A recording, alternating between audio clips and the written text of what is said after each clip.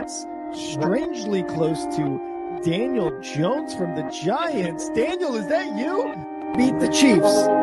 Show me. If the Broncos and Russell Wilson can show me that they can beat the Chiefs, then I will start believing. And the crowd up. And so are this defense, and Kansas City won't snap the ball again. The Denver Broncos have beaten the Kansas City Chiefs. Dave Montgomery on the Lions, former Bear, gonna make this his revenge game for sure. David Montgomery gets the touchdown that ices the game. No! And there's a flag. There's flags. There's flags. There's flags. There's flags. Snap, hold, kick. Denver wins! Denver wins! Let's go! They open! No! What happened? Oh, shit.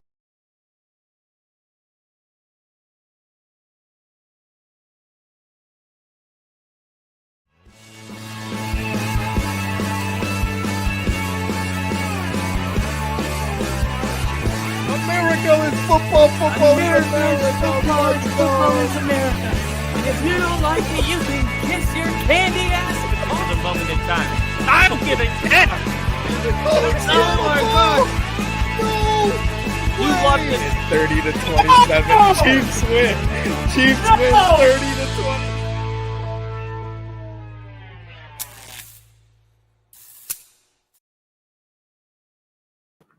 Woo! Ladies and gentlemen, welcome to the Only Football Podcast? Question mark. My name's Kyle. I am super pumped up about week 6, which is finally upon us tomorrow because my team is going to start stacking dubs. That is my belief, and I'm sticking to it. We are coming off a really, really good win against the Cincinnati Bengals, and then just a week later, we go into Philly and beat the Eagles, so much so that maybe we have just ruined them to the point where they're not going to be the same team. We saw them get kind of humiliated, I would say, with the Giants game on Thursday night. And some people are wondering, did Denver just ruin their confidence? Because before the Broncos game, they were struggling in a lot of different areas, but at least they were winning the game. And now they got 2 in a row. So things are not looking good for the Philadelphia Eagles, but we're going to go through our week 6 predictions, excluding the Eagles and Giants game. And I have, luckily for me, I have Rick's predictions. He gave them to me. So I will tell you what I'm thinking, and then I'll tell you what Rick's thinking, and we'll see how much we can align. Let me just pull them up really quick. Here it is. All right. So Rick's predictions. All right, we're going to start with the game that is going to be only 8 hours away from now. It is a 9:30 a.m. Eastern time. We got the Denver Broncos and the New York Jets. Woo! There is a lot of people in Broncos country worried about this game. I am not one of them. I think the Denver Broncos are going to be able to win this game. I don't believe in trap games.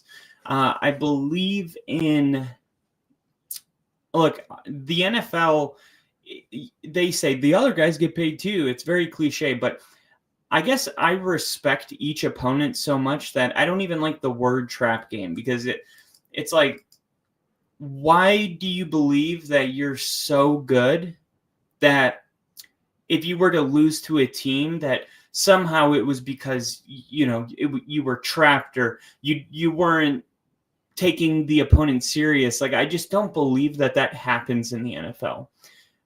As soon as this game was over, like the Eagles game, we were on an airplane. We didn't even go back to Denver. We went straight to London. Sean was very clear, like, this is a business trip. We're not going sightseeing. Then we got players on the team that are being interviewed throughout the week saying, the Jets are a good team. We got to make sure that we're prepared. So, like, from the team and the players, like, the mindset, everybody's already turned the page. And I think that's like pretty normal, right? I think sometimes fans think, like, if I don't take this opponent serious, somehow, the team isn't going to take this opponent serious. So I don't want to say Denver's going to win this game, by 15 points, because I don't want to jinx them. I think that's all just really weird and superstitious. The Broncos are 7.5-point favorites, and I think they should be 14-point favorites, honestly. The Broncos are a good football team.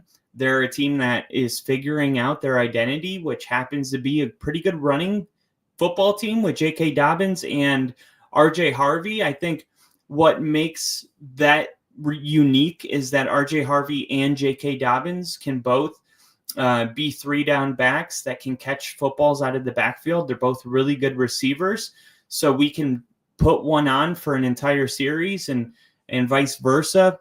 I think that Evan Ingram starting to get more involved in this. I think Bo Nix, you saw him in that fourth quarter really kind of settle in and make some elite throws. Our defense, what's there to say? I mean, Nick Bonito leading the NFL in sacks, the pressures, Patrick Surtain. This defense is everything that it was, we knew what they were going in, but they have become that, and maybe even better. They are second in the NFL right now in points allowed per game. The Jets struggle scoring. They were able to get some, backdoor points last week, but it wasn't until the fourth quarter that the Jets were really scoring. I looked at the Broncos' opponents. I went through and I wrote down every non-playoff team that Bo Nix has played. Okay. So, playoff teams, because that's been the critique this whole time, is that Denver can't win against playoff teams.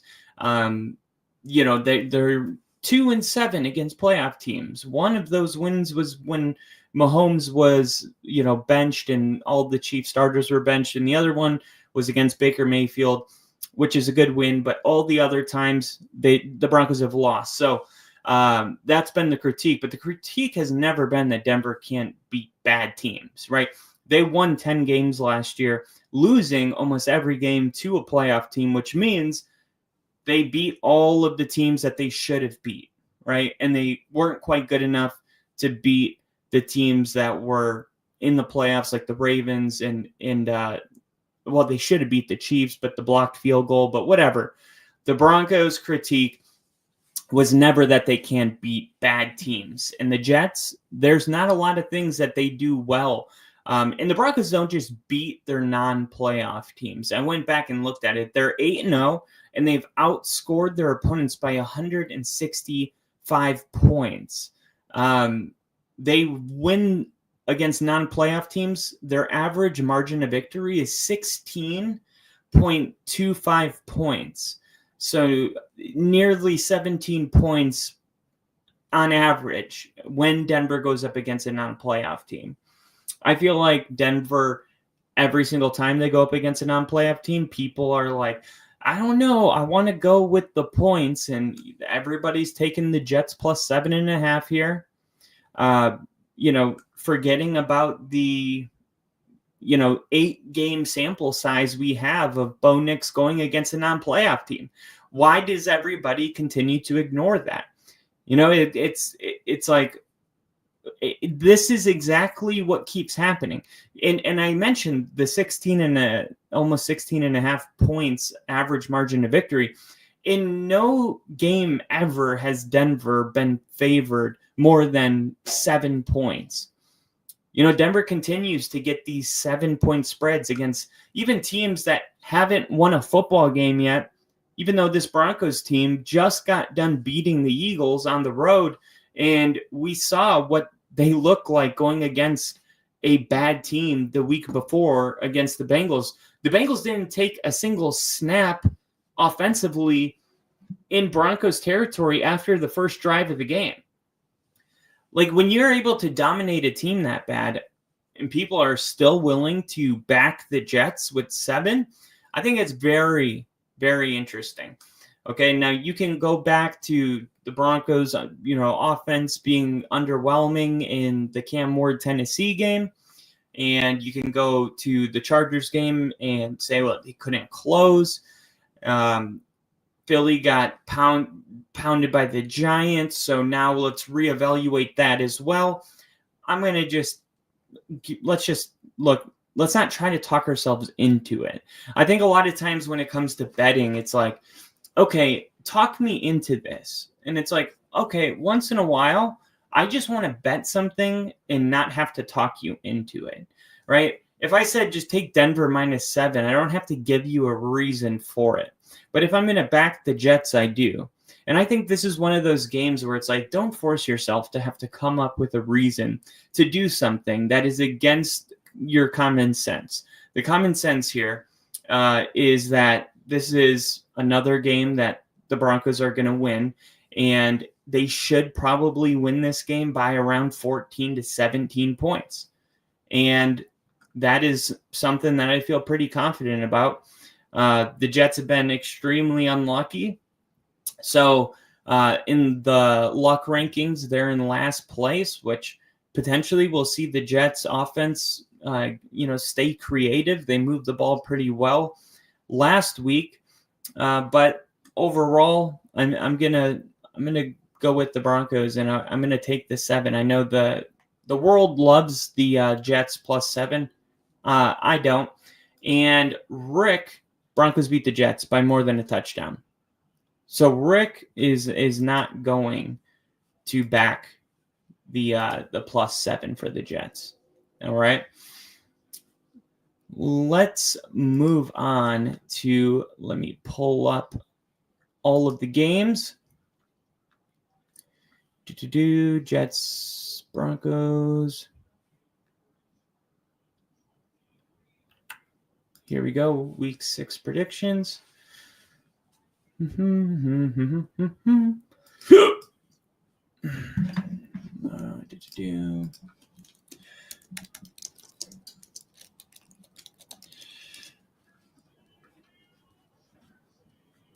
All right.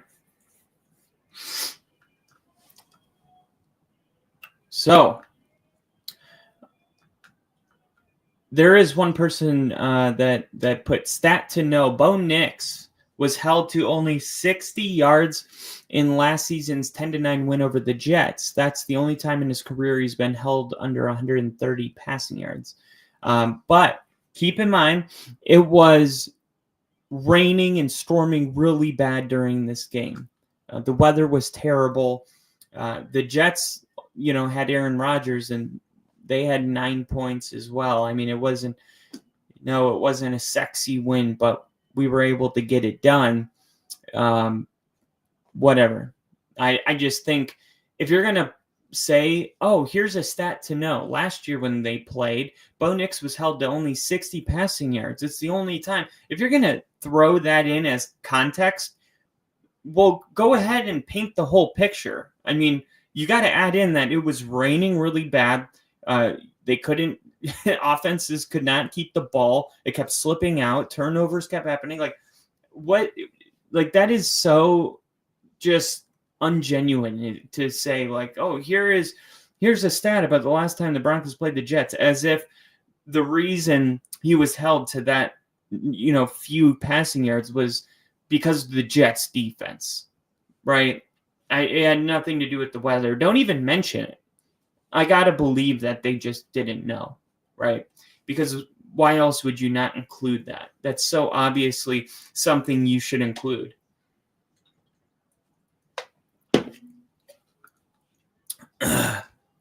All right. Next, we're going to go to, I think, what's going to be an interesting game here. Okay. We just saw the Houston Texans play the Ravens, and there were some people that were backing the Ravens just because of how desperate the Ravens are. This is another one that you're looking at and you're going, I don't know how the Ravens are going to win that without Lamar Jackson. Through the first 5 weeks of the season, Matthew Stafford leads the league with 1,500 passing yards, and he's only 50 passing yards away from passing Mr. Dan Marino for 9th most passing yards in NFL history. The Ravens have allowed 177 points this season, the most over a 5-game span in franchise history. Wow. Let's just take a second and say wow. And if I'm not mistaken, I think if the Ravens lose this game, it'll be their worst start in franchise history. Because last week, they were 1-3. 2 weeks ago, they were 1-3 going into week 5, and it was tied for the worst start in franchise history. So I don't know if they're already at it with 1-4, or if, the Ravens are 1-4. How weird. The Ravens could be 1-5 after this. That is crazy. Okay. So the Ravens allowed 177 points, most through 5 games in franchise history. Baltimore's also allowing an average of 262 passing yards per game, the second worst mark in the NFL. So Derrick Henry, what is going on with Derrick Henry? He's been held to 50 rushing yards or less in 4 straight games. That matches the worst rut of his career. It's important to get Henry back on track if the Ravens are going to try to win without Lamar Jackson, because the Ravens are 10-1 when Derrick Henry produces more than 90 rushing yards. Isn't that incredible? They're 10-1 if Derrick Henry produces 90 or more rushing yards. But the Rams, who have a top 10 run defense, have allowed only 1 running back to gain over 90 yards this season, and it was Tony Pollard. We have the best running back in the game, Ravens center Tyler Lindenbaum said, and we have to find a way to be better. Now, the Ravens were outscored by 17-plus points in each of their past 2 games. They've never lost 3 straight games by at least 3 scores in franchise history, which is crazy because, we went into this season thinking, oh, they added Jair Alexander. They drafted a couple more pieces. Here we go. The Ravens, Super Bowl or bust. How about 1-5? It's what? How is this happening? And it just continues to happen. And I think there's still Raven fans out there thinking, you know what? The way the AFC North is this year, there's only one team with a winning record, and I think the Steelers have their problems. If we can get Lamar back, we can start stacking wins and just, how do you eat an elephant? 1 bite at a time, and we'll find a way to come back and be competitive and maybe even win this division. I got to say, you guys are running out of opportunities. We got Nick in the chat, Super Bowl or bust. It was bust. You guys are running out of opportunities to do it. So I think this is you need to win this game or your season's over. I mean, maybe not fully over, but you're going to need a miracle. The margin of error is going to be 0 when you get Lamar Jackson back. You're going to have to win every game. Think about it. If you go 10-7 and you lose this game, that means you are only allowed 2 losses for the rest of the year. The margin of error, I mean, that's difficult. It's the beginning of October, and you can only lose 2 more times until January.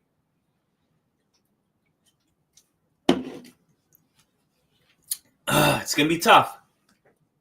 The Rams will complete multiple 40-yard passes. That's my bold prediction. The Rams have the highest air yards per attempt in the league at 8.5, and Baltimore's defense is allowing 8 yards per target. That's the 4th most in the NFL. Puka Nacua should be wide receiver 1 in fantasy this week.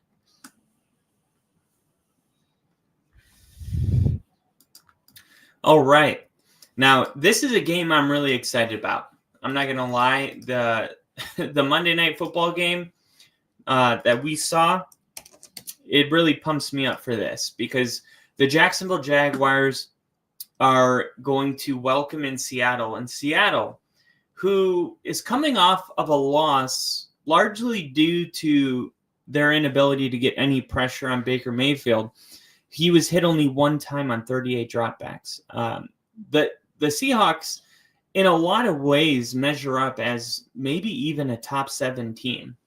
The defense is playing at a high level. The offense is playing at a high level. You're getting a lot out of your quarterback, who I mean, the Sam Darnold experiment in Minnesota went really well, and then people were wondering, well, can he replicate that in Seattle without DK Metcalf? And look, I just think not paying your receivers is such a smart move. Like, DK is a good receiver, but you could argue that Seattle's better with JSN as the number 1 versus having DK and JSN being the number 2. And they're having a lot of success throwing the football. Unfortunately for Seahawks fans, like, they ended up losing that game. And next up, Trevor Lawrence, which I don't know if that's an easier game. I think it's funny, Liam Cohen was Tampa Bay's offensive coordinator, and now he's the Jaguars head coach. So Seattle's going from playing his old team to his current team. And maybe in a lot of ways, the offense is going to be very similar. And maybe the result will be similar as well. The Jaguars' offensive strength so far this year has been the ground game. They're able to run the football 137 yards per game. They're going to face the toughest test of the season because Seattle has the 3rd best run defense in the league, only giving up 83 yards per game. Travis Etienne described the Seahawks front as game wreckers, and they present a lot of turmoil. The Jaguars likely will not have their starting center, Robert Hansley. So it's going to be the 7th round rookie, Jonah Mahim, who's going to fill in.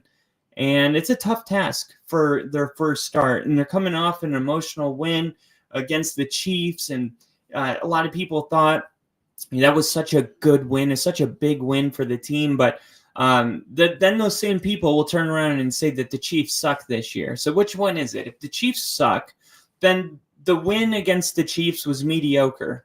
All right? If the Chiefs are a really good football team, then the Jags had a really good win. But I don't believe that the Chiefs are a really good football team. I don't. I think that their offense was clicking. You know, it looked like they were trending in the right direction, but the fact that they can't win these type of games tells you something's wrong. Remember, the Chiefs went 13-0 last year in 1-score games, in games decided by 1 score or less. So, like, something's different because last year the Chiefs won those type of games, right? They were in it almost every week. They were in that type of a game, but the Chiefs aren't winning them this year. So I don't know if I'm like, hey, look, I'm a Jacksonville guy. Like, I'm somebody that's like, I believe in them. I love Liam Cohen. I think they're going to be good. But I just think they have a lot of improving to do.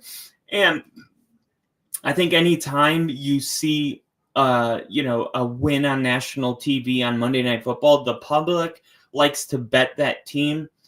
So I bet there's a lot of public money coming in on Jacksonville. This is a sell high point, just betting wise. I think I would take the Seahawks in this game. Now, Seattle's 1.5 point favorite on the road, which makes me want to back the Jaguars. If Jacksonville was going to be favorited to win this game, I think I would be tempted to go Seahawks, but I find it interesting that the Seahawks have remained a 1.5 point favorite in this game. And I want to check really quick if the odds have changed at all. And let me pull it up really quick. Here it is, NFL. 1.5 Jacksonville 1.5 point underdog. Yeah. I don't know. I don't know. And this is one of my don't touch it's, to be honest. I don't think there's I don't have a strong feeling on this one. Nick said, I agree. The Chiefs are terrible. I have no bias. Nick, I think he's a Broncos fan. I don't know. I'm pretty sure. But yeah, I have no strong feeling on this game, but it should be a really good one. Next up, we got the Cardinals 2-3 at the Colts. Man, I'm hearing a lot of chatter about the Colts being not legit. Like the Colts are a team that's going to be coming back down to earth. I got to say, I can't disagree with it any more than I do, because when you look at the Colts, and I'm pulling up their stats right now, they're okay. If you just look in yards per game, okay, how many yards are the Colts getting? They're top 4. Dallas is number 1. The Rams are 2. Buffalo's 3. And the Indianapolis Colts are 4. Okay, obviously Dallas's defense is atrocious, so throw that away. Let's look at the Rams, Buffalo, and Indianapolis, because that's 3 teams that I think everybody has in their top 7, right? Some people have 3 of those in their top 5. Okay, let's look at rushing yards per game. Just those 3. Okay, let's see. Buffalo's number 2. Okay, Buffalo's number 2. Where are the Rams? The Rams, where are the Rams? They're 21st, okay? So the and I think I will say this a million times. If you had to have a passing game or a running game, the running game is what you want to have. Look at the Eagles last year. They had the 30th ranked passing attack in the league. That's where they're at this year. But this year you're noticing it because last year they were 2nd in yards per game rushing, and this year they're like 30th. So last year, they were just as bad at passing the ball, but it went unnoticed because when you can run the football, you can dominate time of possession and bully your opponents. So like the Rams are, worse than mediocre at running the football. And then Buffalo is number 2 in the NFL. And then Indianapolis is 9th. They're a top 10 running team. So they're top 10 in yards. They're 4th in total yards, which means their passing offense in yards per game has got to be really good. And there it is, 4th in the league, 253 passing yards per game. So why am I pointing this out? Because the Buffalo Bills are 7th. They're tied exactly with New England with 241 passing yards per game. The Indianapolis Colts are 4th in the NFL. Dallas, the Rams, and San Francisco are the only teams ahead. Dallas, the Rams, and San Francisco, none of those teams are ranked higher in rushing yards per game than the Colts, which tells you that nobody's doing what the Colts are doing. Nobody's passing the football and running the football combined at a higher level. Like there's teams that are running the football extremely well, and then they're less than mediocre at throwing. And there's teams that are throwing really well, and they're less than mediocre at running. But no other team besides Indianapolis is ranking out in the top 4, whether it's rushing, passing, or total yards. There's the Colts. So when you talk about balanced, I'm always going to take the team that dominates in every phase of the game. It is incredible. Let's look at rushing attempts per game, okay? Indianapolis, 29.2 rushing attempts per game. That's 6th in the NFL, 29.2. Now let's see passing attempts per game, okay? Indianapolis Colts. Let's see. Indianapolis, 30.6 6. Woo! You gotta love that. 29-30. The Indianapolis Colts are the definition of a balanced offense. I gotta say, like, for all these people that are waiting for the shoe to drop on the Indianapolis Colts, I hate to be the bearer of bad news, but teams that are this balanced are not fluky. There's nothing fluky about the Colts. They're running the football extremely well. They're throwing the football extremely well. They're the most balanced attack in the NFL right now. The numbers back it up.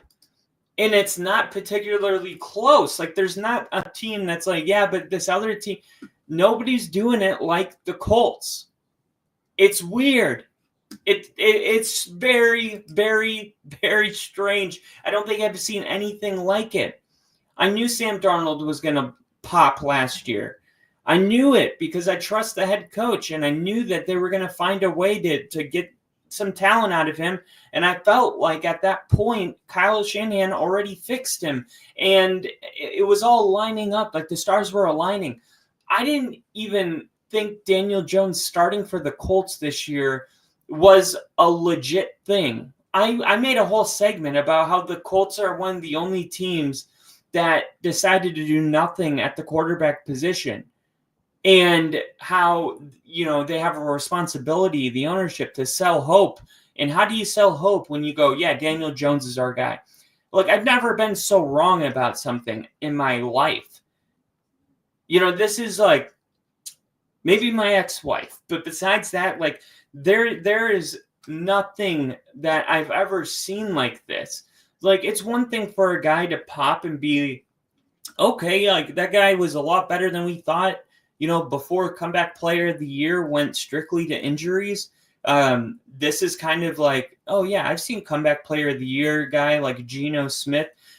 Like, no, this guy, Daniel Jones, might win MVP. Like, that's redonkulous. And I think because it's so crazy, everybody's waiting for the shoe to drop. Because it's so crazy, everybody is like, no, like, something's got to give, right? No, this is it. Nick said the Cardinals defense somehow gave the Titans an offensive pick 6, so I think the Colts have this. Yeah, that was the weirdest play ever, right? But okay, so where can you attack this Colts team, all right? Let's look at their defense, okay? How are the Colts defensively? Well, they're 14th in the league. Everybody's raving about the 49ers with Robert Saleh. The Colts are giving up less yards per game than the 49ers. The 49ers are giving up 315.6. The Colts are 315 even. That's 15th in the league. But like I'm saying, this is not like, oh, no, there's like a glaring hole. Like Dallas is giving up, 32nd out of 32, 412 yards. So, you look at their yards per game, they're number one, and it's like, that's great. But, if you're giving up 412, pass,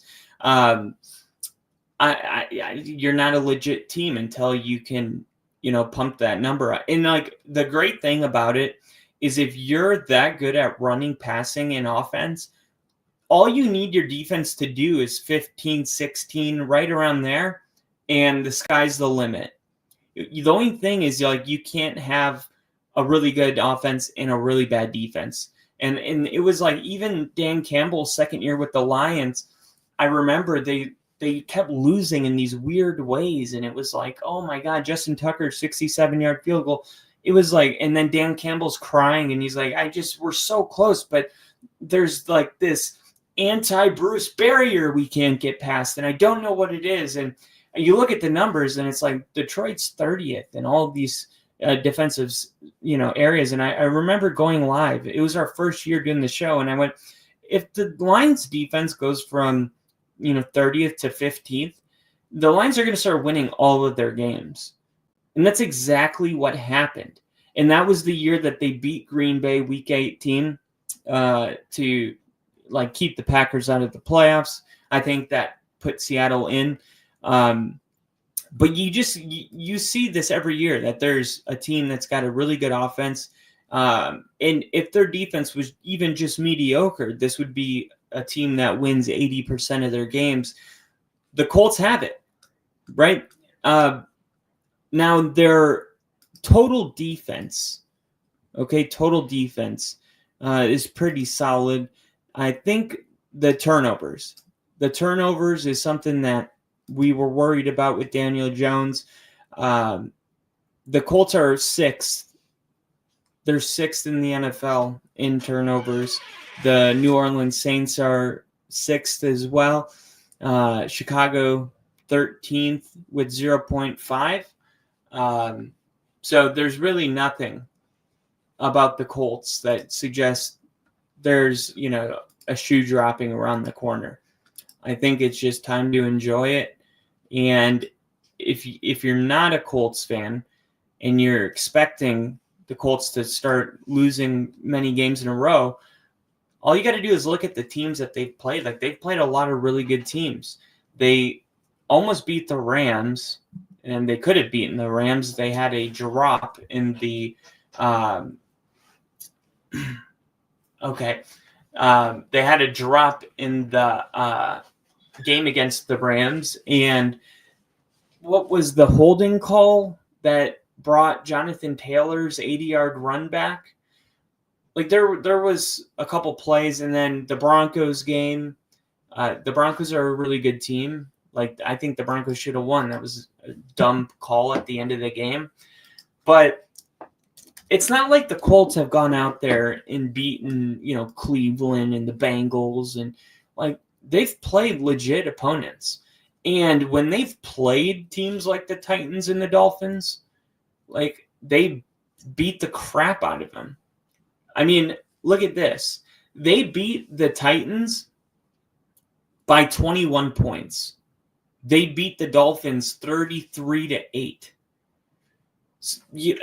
Like, it's not like what's fluky? They played the Raiders, and I was like, I was looking at the spread, and I'm like, okay, the Colts are going to demolish the Raiders. Like, it's not even going to be close. And the reason I knew that was because I understand how good the Colts are. They're playing football at a high level. I also saw them in person. I always say, like, seeing them in person, something's just different. You can truly appreciate, like, how good an offense is operating in person. I saw the Bengals week 17 in Cincinnati last year, and I had, like, a whole new respect for how good Joe Burrow was. Like, I was like, wow, it's pretty amazing to see it live. I saw Aaron Rodgers in 2021. Pretty incredible stuff watching him throw. That was the year they went to the NFC Championship against the 49ers. You just kind of gain a new respect. And, like, when I saw the Colts playing, I was like, it was only week 2. And I was like, they're playing at such a high level. I mean, our pass rush was like, it would get there in 2 seconds, and Daniel Jones would have the ball out of his hands, and the ball placement would be perfect, and the coverage would be blanket coverage, and yet he was, like, putting the ball in the right place over and over and over, and I'm like, he's not getting lucky. He's doing it repeatedly. Like, there's a big difference between, like, a quarterback that pulls, a couple passes out of his ass and, getting, like, surgically diced. And it's very strange. Like, I can't say enough how weird it is. But, yeah, I mean, they play the Raiders and they win 40-6. And it's like, okay, like, the fact that there's a very large sample size of, like, if you don't come to Indianapolis with your shit together, you are going to get exposed on the national stage. Like, do not come to Indy if you don't have your shit together, because this is a place where coaches are going to get fired and players are going to have tantrums. Like, this is going to be a place that can break a locker room. I mean, you lose. I mean, look, how are things going in Vegas right now after that 40-6 loss? You think it's going good? Like, you think the Raiders might have gotten some altercations between players, and it's like, what do you know is your fault? Like the Colts are a team that are they're going to put a lot of teams in a really bad situation if they don't come right. And the Cardinals cannot afford to not come right.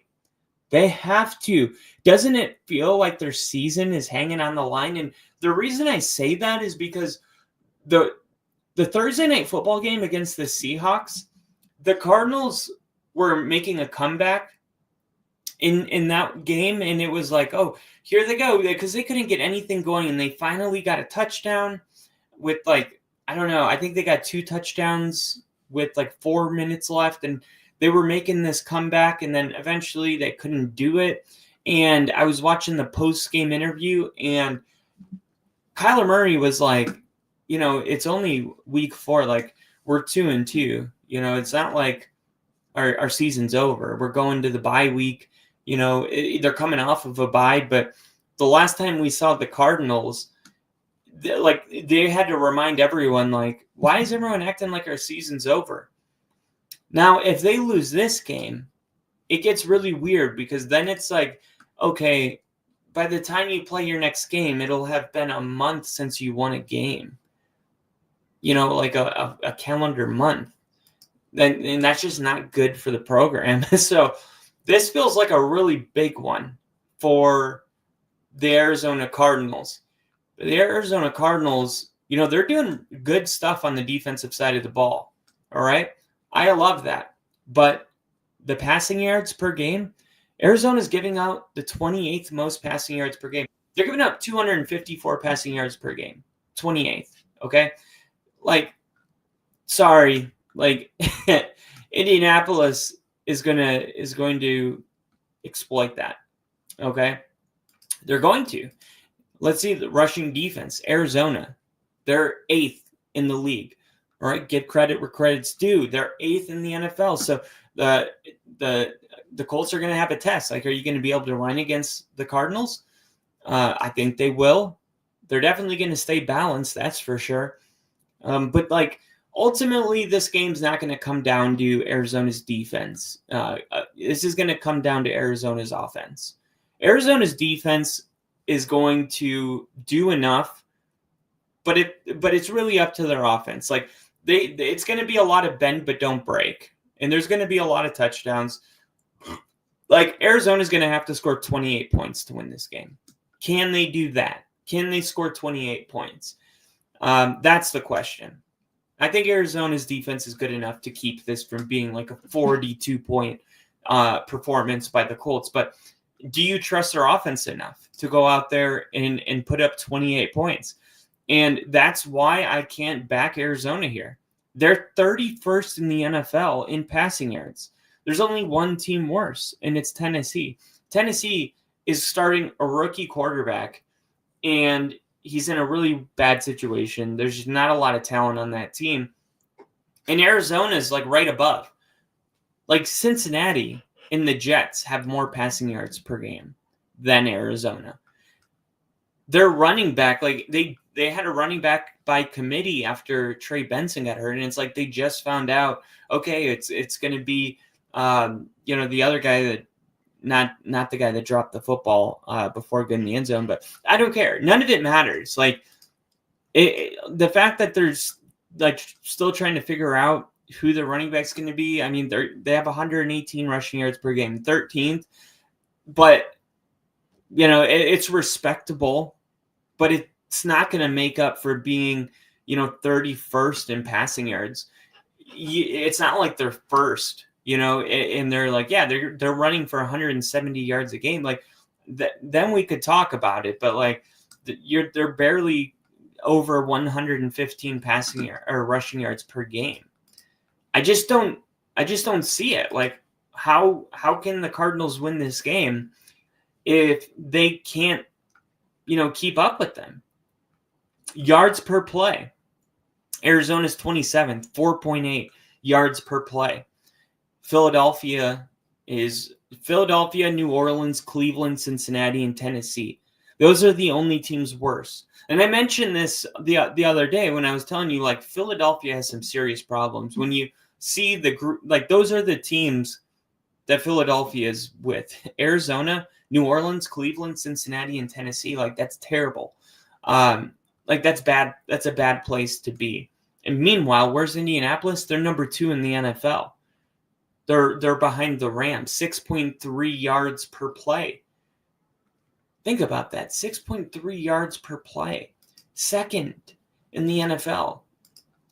It's not like, even like sometimes the yards can be fluky because there's a lot of, they run a lot of passes that are actually an extension of the run game. There's no holes. I've looked everywhere. There's no holes in the Colts in the way they're doing this. Okay. And finally, we're going to look at points. Okay. Scoring offense. Opponent yards. Let me see. Scoring. Here it is. Points per game. Indianapolis is number 2 in the NFL. Detroit, Indianapolis, Buffalo. Indianapolis is scoring 32.6 points per game. They scored 22 points per game last year. And now they're scoring 32. 22 points per game last year, that would have been exactly where the Jets are right now with Justin Fields. 2 quarterbacks that are not pocket quarterbacks. They are not good passers. 2 guys that just rely on their athleticism to kind of get them over. And that's where they're at, 22. And Arizona, meanwhile, where's Arizona? 23rd in the NFL, 20 points per game. And that's about what I expect. I expect this to be a 28-20 victory for the Indianapolis Colts. And Nick says people need to believe in Indiana. And also, the key takeaway, start Colts wide receivers in fantasy. Actually, there's a couple wide receivers that are available. Like, you got Josh Downs, Alec Pierce.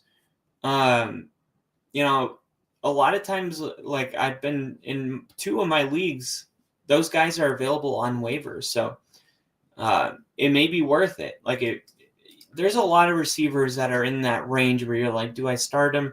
It feels like you're gambling, like Romeo Doubs, Troy Franklin. You know, there's a scenario where they have a good game, but obviously there's, 3 out of 4 scenarios that they don't have a good game. And do you take a chance that this is one of the 4? And I think there's a lot of wide receivers that fall under that category.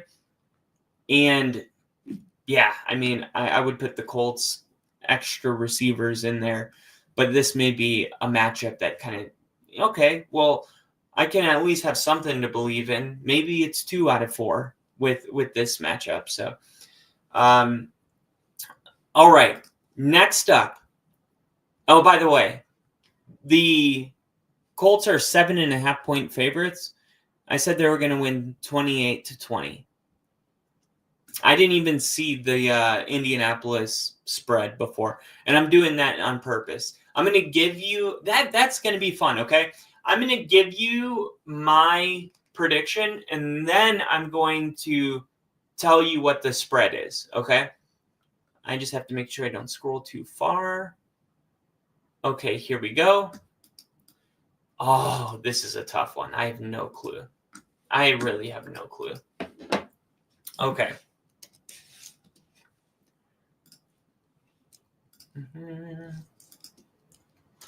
All right.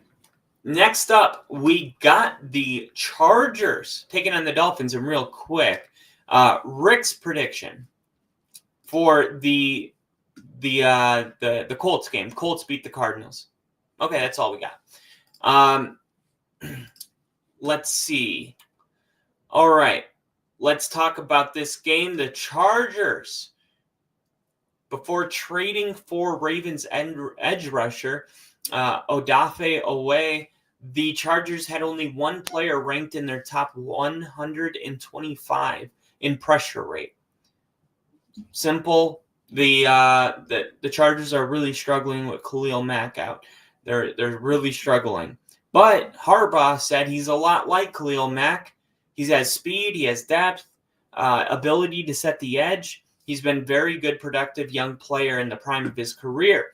Okay, what are we hearing about the Dolphins? Sunday marks the fourth matchup between Justin Herbert and Tua as NFL starters, with Tua's Dolphins leading the series 2-1. The two quarterbacks were taken with consecutive picks in 2020. That's hilarious. But Tua said he doesn't communicate much with the other quarterback. I know everyone wants to do the comparisons with, this is Tua, all the dudes that were in my draft class, Tua said, but all you can do is be happy for the guys where they're at in their life of football and wish the best for them. That's all I would want to do and hope the same in return. What are you talking about, bro? What are you talking about? I'm sorry, but like, where is the dog in you? Once in a while, I want to hear my quarterback go, hell yeah, I measure myself up against my draft class.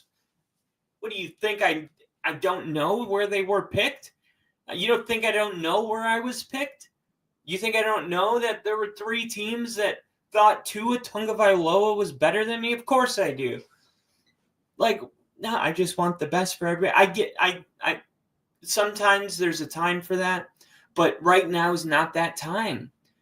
Seriously, like, there's no fire in this player. They just asked him the other day about how he feels about the fans, whatever, like, having an issue with you. And he was like, oh, when I go home and I hug my kids, they love me no matter what, whether we win or lose. And it's like, okay, that's great. What the hell does that have to do with anything? Just say that you care. Like, sometimes as a fan, when your team is getting their ass kicked every single week, all you want is a quarterback to go to the podium and be like, I'm just so sick. You know what clip gets played more than any in almost every Broncos hype video is Garrett Bowles improperly speaking the English language, saying, I've been here for 7 years and all I've done is loss. I don't think he knew that was going to be used for the next, 7 years. But why do we love that? Because we could see in that moment that this Garrett Bowles feels how we feel. There's nothing more frustrating than seeing your quarterback just like seem unfazed.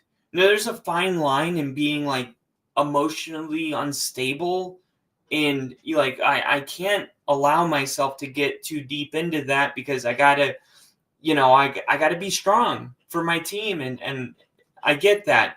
But there's also like a level of like, okay, you're too chill. Like, I want a little fire. Like, there should be a little fire. Okay, like, you're 1-4. Your season's pretty much over if you lose. Like, why not be a little? I mean, wouldn't naturally you expect a little fire given the circumstances? So I know that this is how fans feel because I'm seeing the post-game interviews on the Dolphin fan pages, and I see them all in the comments like, this guy doesn't care. This guy doesn't give a crap. Like, and I bet he does care. I bet he does. I bet he cares, more than people think, but it's on him to like show people that. And he's just not giving the fans anything. Since Mike McDaniel took over as coach of the Dolphins in 2022, they are 3-14 against teams that have entered the game with winning records. Think about that. Since 2022, Mike McDaniel is 3-14 against teams that entered the game with winning records. How is that possible? Entered the game? What a weird way to say that, entered the game. Why wouldn't you just say he's 3-14 against teams with winning record? What do you mean entered the game? It's a really weird way to say it. But if that means since Mike McDaniel took over, they're 3-14 against teams with a winning record, that's pretty bleeping insane. Like, did you guys know that? Because that's pretty crazy. Big story, Hassan Haskins and Kamani Vital are going to combine to take over the backfield with Amari and Hampton being gone. A lot of people don't know who's going to be the actual running back. I had to go with my heart in this one and go, I'm going with Vital, because Vital, when I looked at both of their Wikipedia pages, I saw that Vital was with Jim Harbaugh at Michigan. So there's a relationship there. So when you have nothing, why not just go with the one thing you do have? There's a relationship there. That's good enough for me. So if you look at the Miami Dolphins, all right, they're pretty much, when it comes to points per game, which is, that's kind of their MO. It's like the one thing that they'll do is they're going to score a lot of points. That hasn't really been the story lately. Now, last year they averaged 20 points per game. Okay, that would rank them around 23rd. They're 21st right now with 21.4. So 21.4. I mean, they're right around the 49ers, Houston, the Jets, Arizona. Now, 21, it's not abysmal, considering, you got teams that are scoring 14. Tennessee and Cleveland are tied for 14.6 points per game. That's crazy. The Raiders, 16 points per game. Why is Chip Kelly still being considered? I'm not even going to go down that road right now.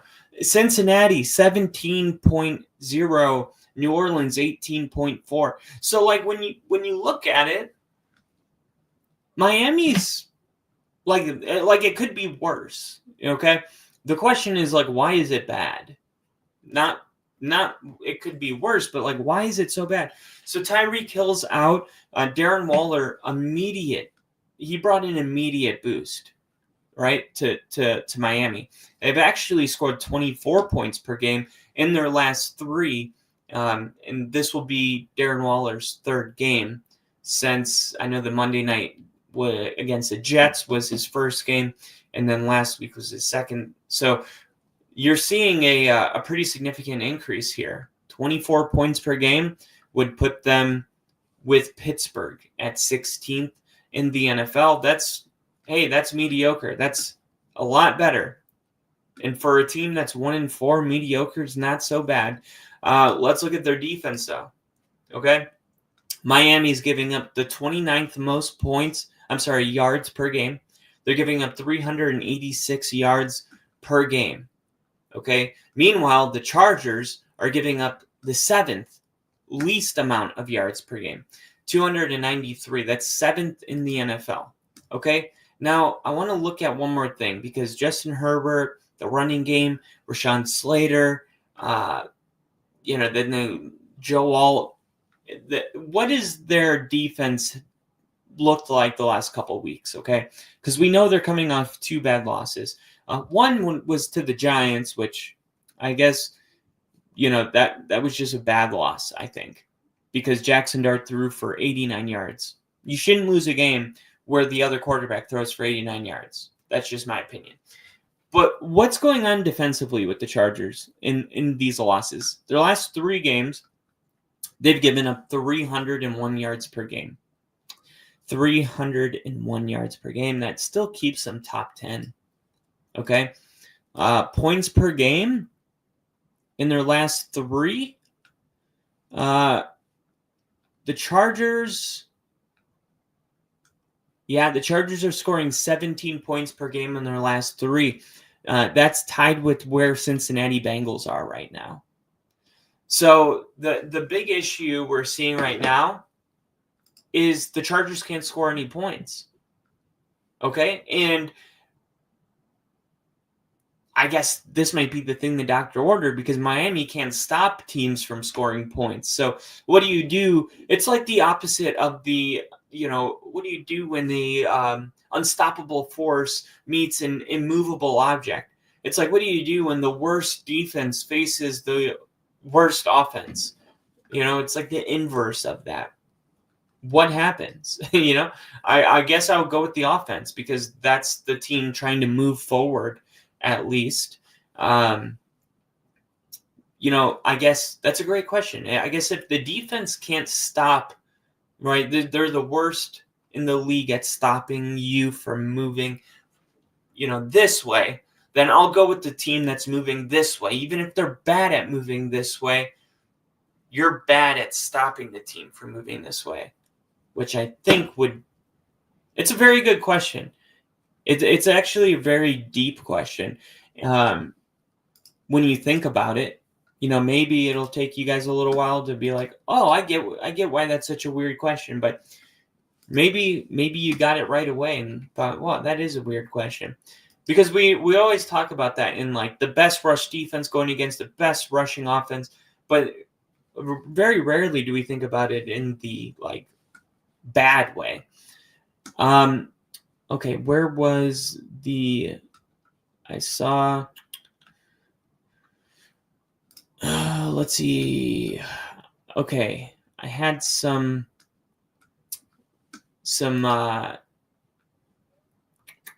where is it? Researching. Let me see. Injury. I had some injury updates. Injury reports. Here we go.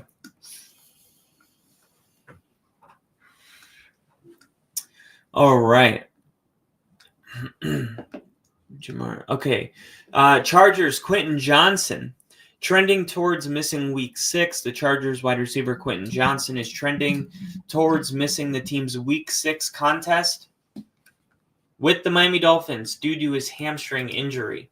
We got Crafty in the chat. What's up, Crafty? Chargers peaked week 1. Chargers peaked in high school. Tua got the Russell Wilson in him. All we need is a clip of Tua saying Dolphins country. Let's swim. Teams can have a winning record entering the game, but end the season with a losing one. The reverse can also be true. Oh, okay, I get it. I get what you're saying. But I feel like that would be like teams, like the Miami Dolphins are 3-14 against teams with a winning record. Like I feel like it's implied that we're going off of the record that they were, at kickoff. I don't think, I mean, I get that's what entering means, but I just feel like it's implied. And then when they say that, I'm like, wait, now I'm confused.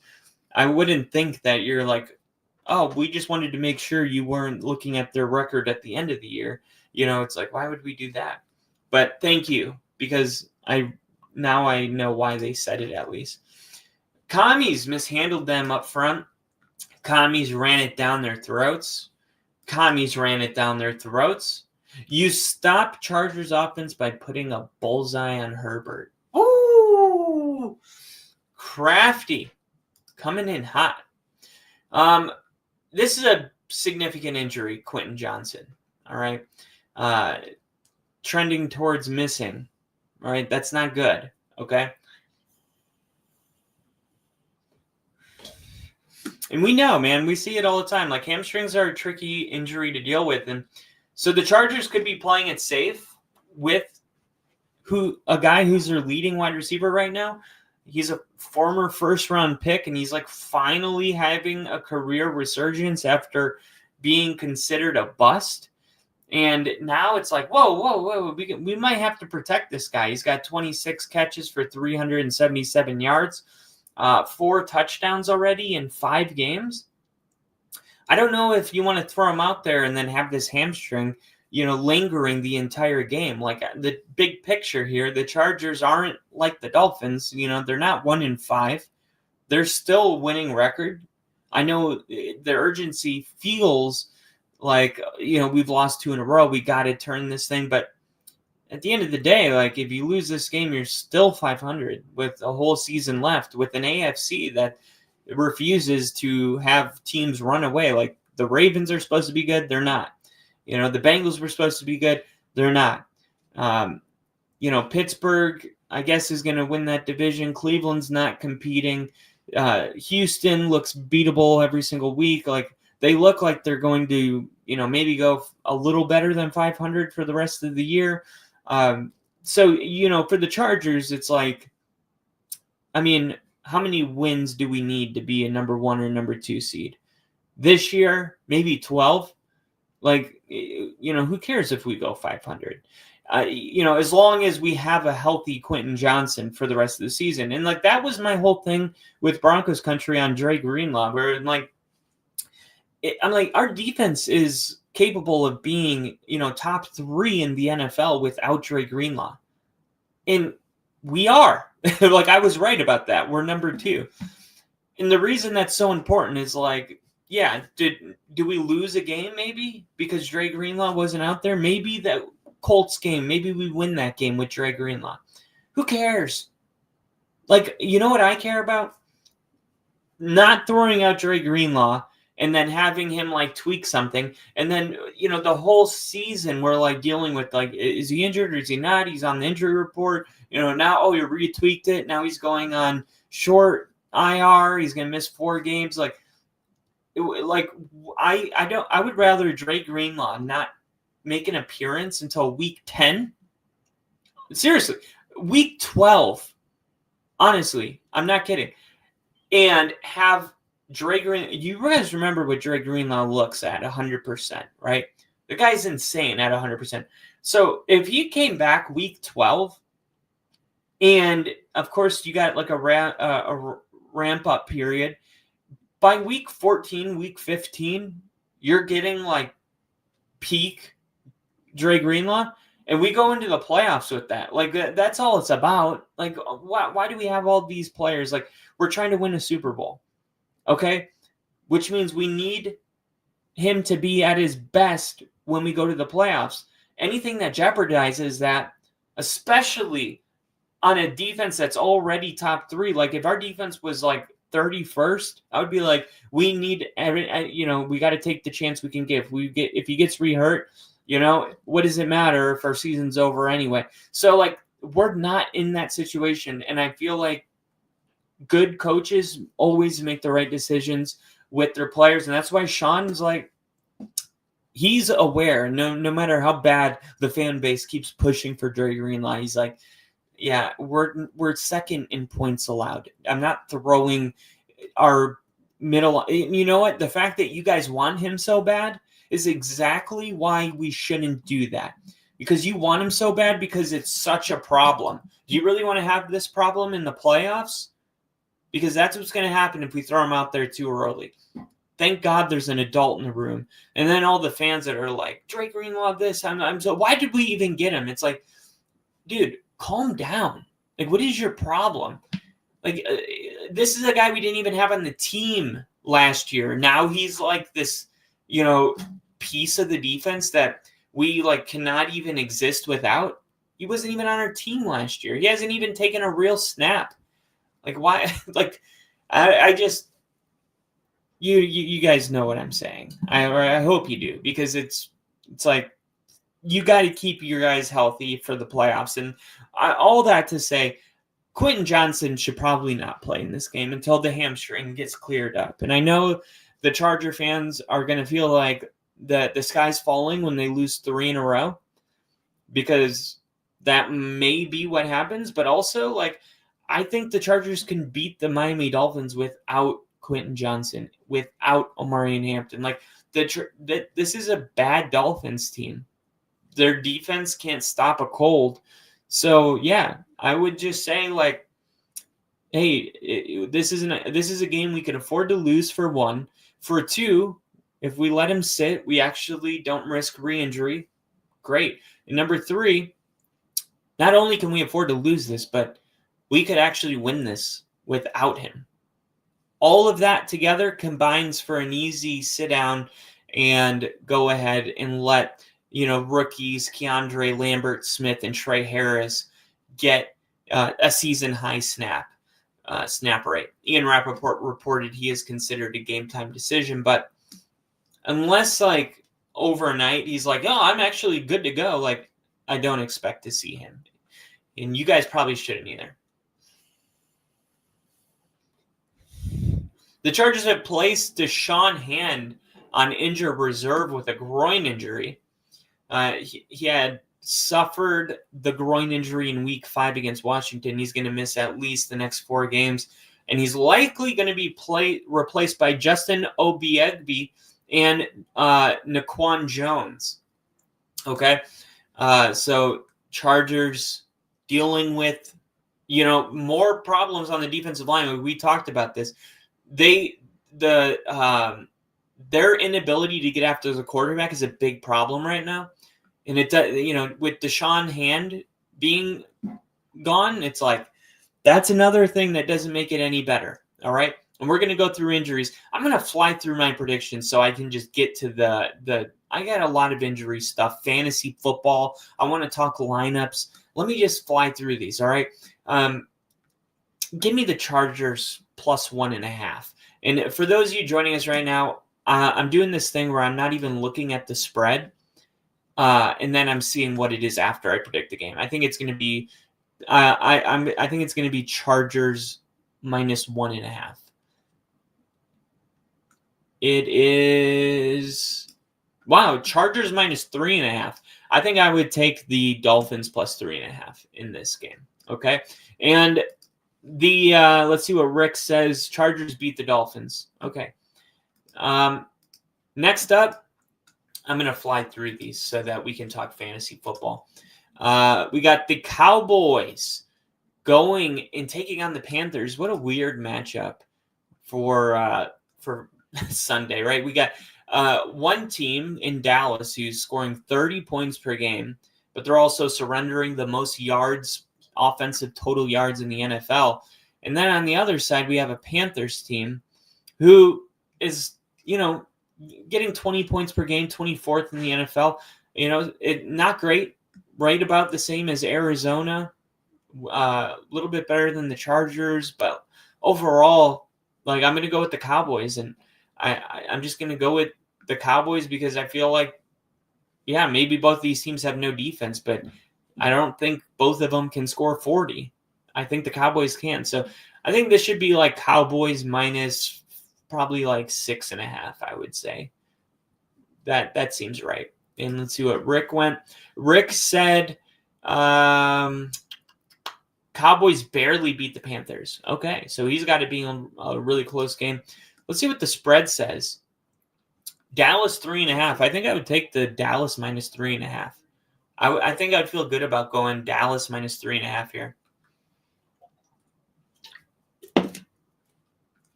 All right.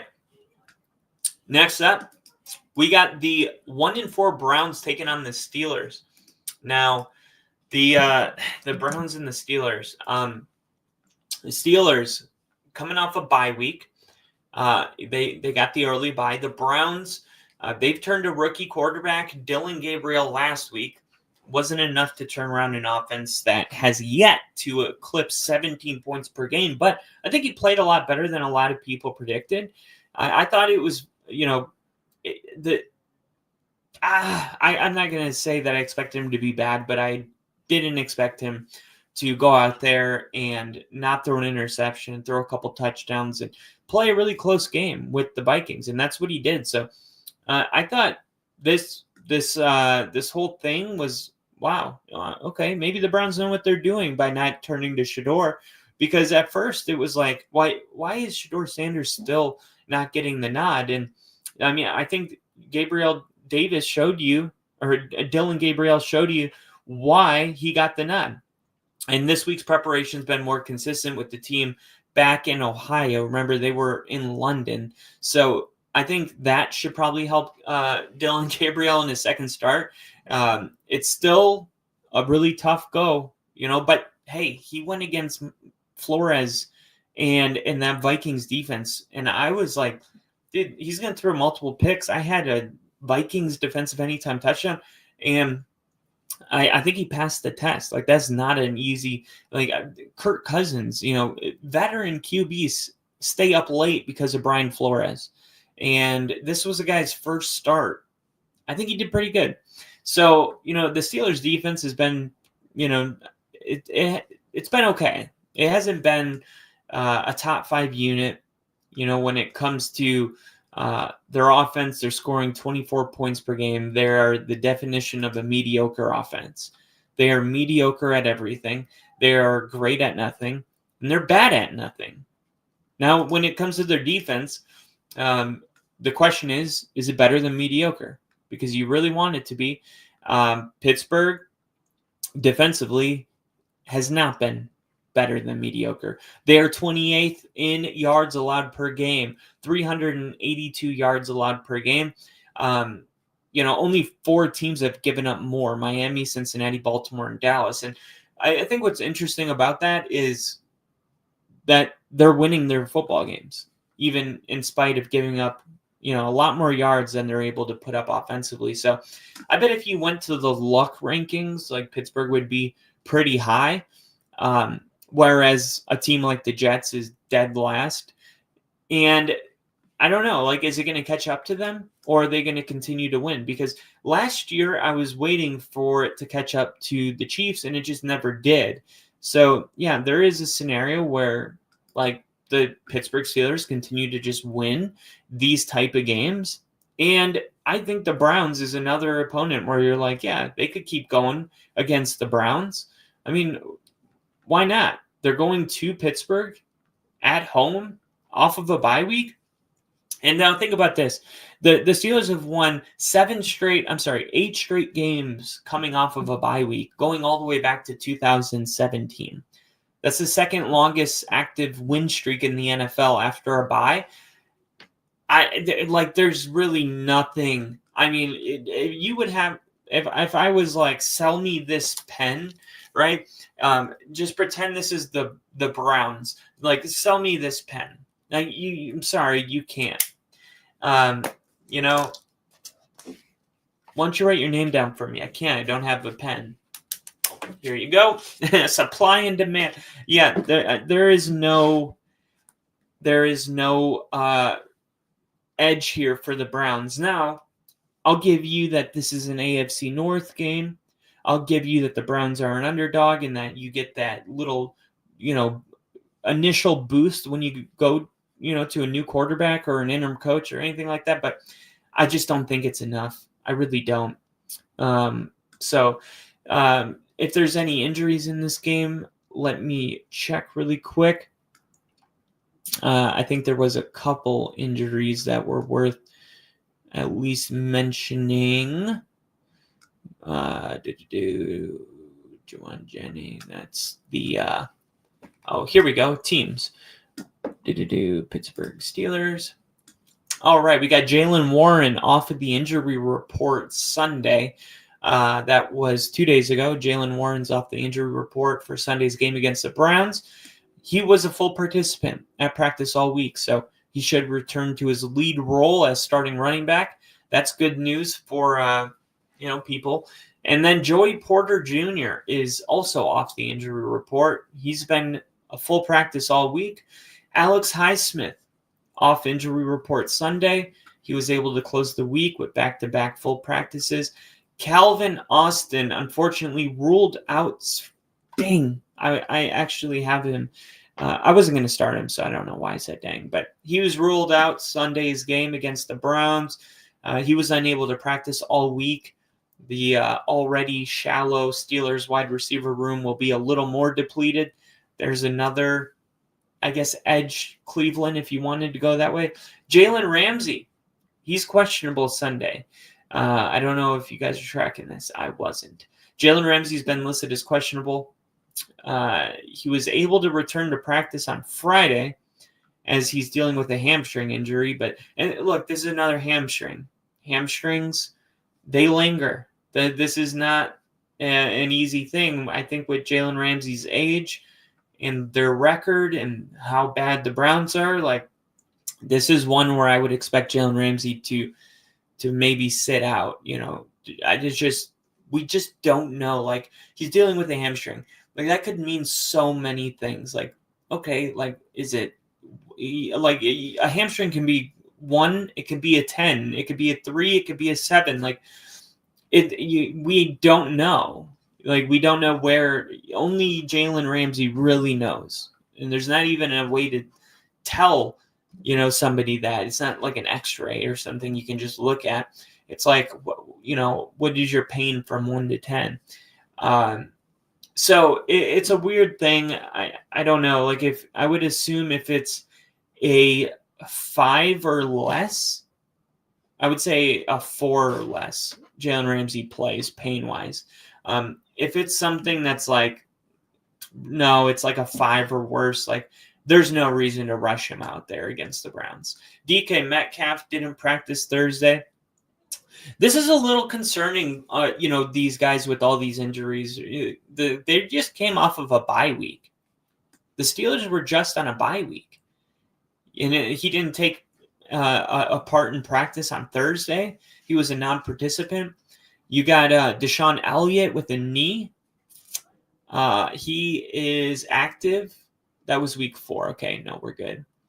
That was October 9th. And then the last one, October 9th, Ben Skowronek, illness, was upgraded to a full participant. So we're good there. He was a limited participant due to a shoulder injury on Wednesday, but he was upgraded. He should be good to go for week 6, but remains off of the fantasy radar for the time being. So, yeah, I mean, the Steelers are dealing with some injuries, but look, getting Jaylen Warren back, that's a big boost right away. And then Joey Porter Jr. off the injury report. That's just another really good one. Unfortunately, Calvin Austin and Jalen Ramsey and DK Metcalf. Calvin Austin's ruled out, but Jalen Ramsey and DK Metcalf, those are just 2 guys you don't want to see in the injury report. But I would expect to see DK Metcalf, and I'm looking at DK Metcalf was given the day off to rest. He didn't have an actual injury. He just rest. Hey, everybody needs rest. You know what I mean? Everybody needs a day of rest. Why is Chip Kelly still a thing? You like that crap, Deep. Commies ran it down. You stop Chargers offense by putting right here. Which version of the Panthers will show up? That's a very good question. And Gabriel Davis will be starting for the Browns 2 weeks in a row, and only a second week in the NFL.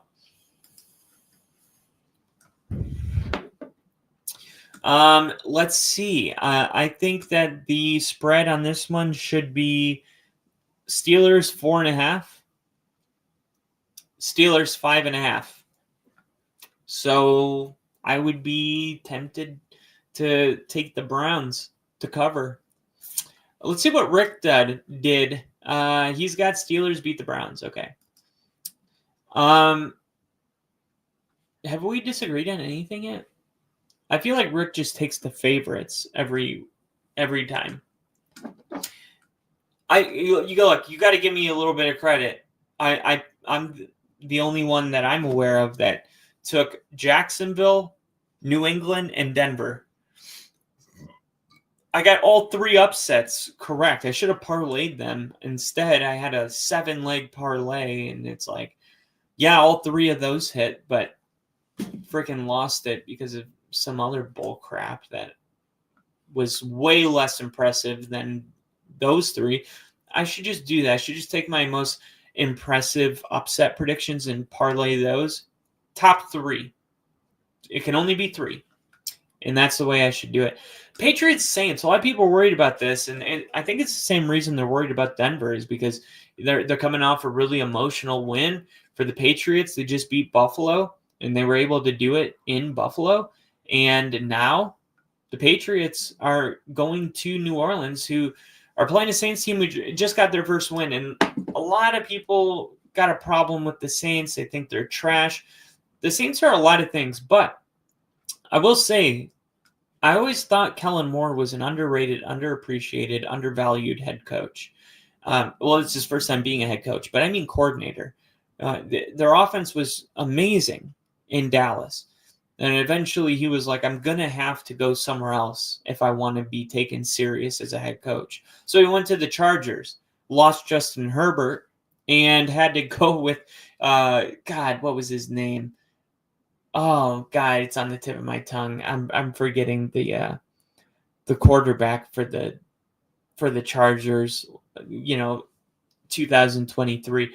Regardless, they did so poorly without Justin Herbert that the whole staff got fired. Staley got fired finally. Remember, they lost to the Raiders 63-20, and it was like, okay, you're fired. Like, you're finally fired. And he's like, all right. So then, because of that, Kellen Moore got fired, and he was a free agent. And what did they do? Well, the Eagles took him.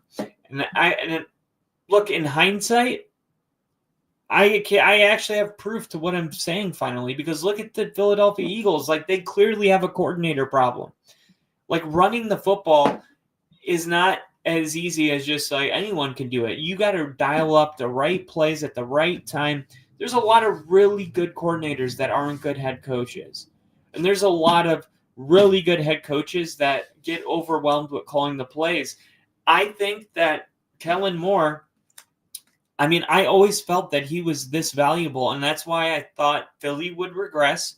And I felt like whoever got Kellen Moore would be in good shape, but I thought it would take some time. If he went to New Orleans, I'm like, this is a big project. This isn't something that it's like, oh, we're just a good coach away.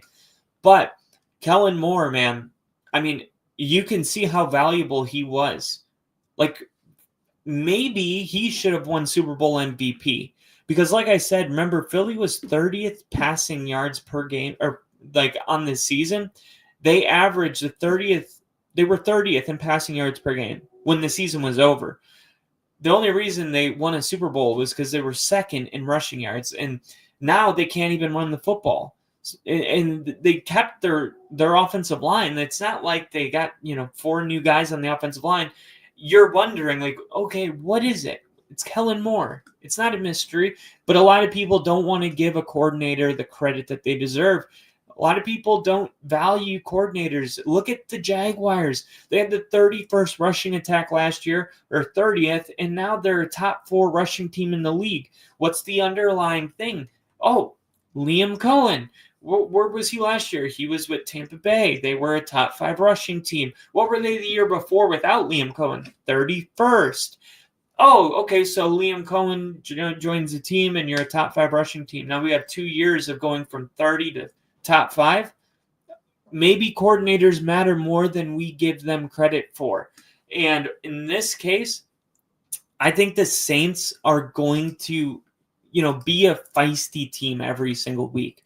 I don't think that the Saints are a team that's going to, lay a bunch of, like, the way Cincinnati has been losing in Tennessee. Like, I got New Orleans in a different tier. Like, they're not good enough to be mediocre, but they're a team where I feel like if you really just, are like, oh, this team is ass, they're going to beat you. I think it's possible. Just look at this. Like, if you look at their rushing yards per game, and look, I was like, Kellen Moore knows how to run the football. They don't have a great running back situation right now with Alvin Kamara being injured. I don't know if he's going to play. He might have been ruled out. I'll check on that. But the Saints are 14th in the NFL. Like, they're better than mediocre at running the football. So they're not, it's not like they're doing everything bad. Like I said, Tennessee, Cincinnati, like these teams that really suck. Cincinnati's 32nd in rushing yards. Tennessee's 28th. Okay?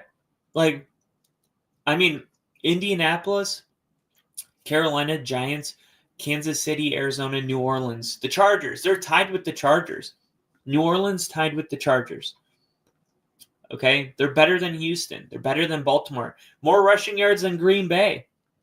Seattle, the Rams, Tampa, Philly. So yeah, they have a problem because they don't have a good quarterback. Like that's their problem. Like Kellen Moore is doing the best he can, man, but he doesn't have a good quarterback. And when you look at what they're doing passing the football, it's like even with, this guy who I think is a bum, he's still 25th in passing yards, 190 passing yards per game. That better than Pittsburgh, better than Philly, better than the Jets, Cincy, Arizona, and Tennessee. But ultimately, it's just not enough to win many games. And that's why they've only won one football game. And that's why they're probably going to lose a lot more. But when a team that is, hasn't won a game yet wins their first game week 5, something kind of weird happens, I believe. I believe in a lot of cases they win another one back to back because the teams start to go, hey, I know we started 0-4, but we're 1-4. I mean, imagine if we win another one, we'll only be 2 games out of 500. So it's like all of a sudden, it's like, if you go 0-5, it's like, who cares? Like, even if we win a game, it's like season's over. That week 5 victory was crucial because now it's like, I mean, hey, we could turn this thing around if we can just get one more win. Then next week we'll be playing for, one game out of 500. Like you can mentally see it. It's not so, you're not so far away from it that it's like, it's so unrealistic. I can't even entertain the idea. I think that's why those teams, I think 0-4, you get your first victory week 5. Now you're 1-4. Something's telling me that the Saints are going to be real difficult. They're going to be a pain in the ass in this game. That's my prediction. Now the Patriots should win this game because they're better. Vrabel's got this team playing at a high level, and I'm going to take the Patriots. I'm going to take the Patriots in a heartbreaking last-second field goal. I think this is a game that, I'm going, give me the Saints. I'm going to just go for it. It's so gross. It makes no sense. I can't justify it. I can't deny it. I can't even supply it. But I just have to. I just gotta. I don't know why. I have to do this. You literally don't. I have to. Why? I don't know. Alvin Kamara is expected to play. He was limited in practice this week, but he was deemed questionable to suit up. But the team has not indicated if he will be limited during the game. But Kendre Miller will likely see an increase in touches. Chase Young. What happened to Chase Young? How did this guy just fall out of the league so quick?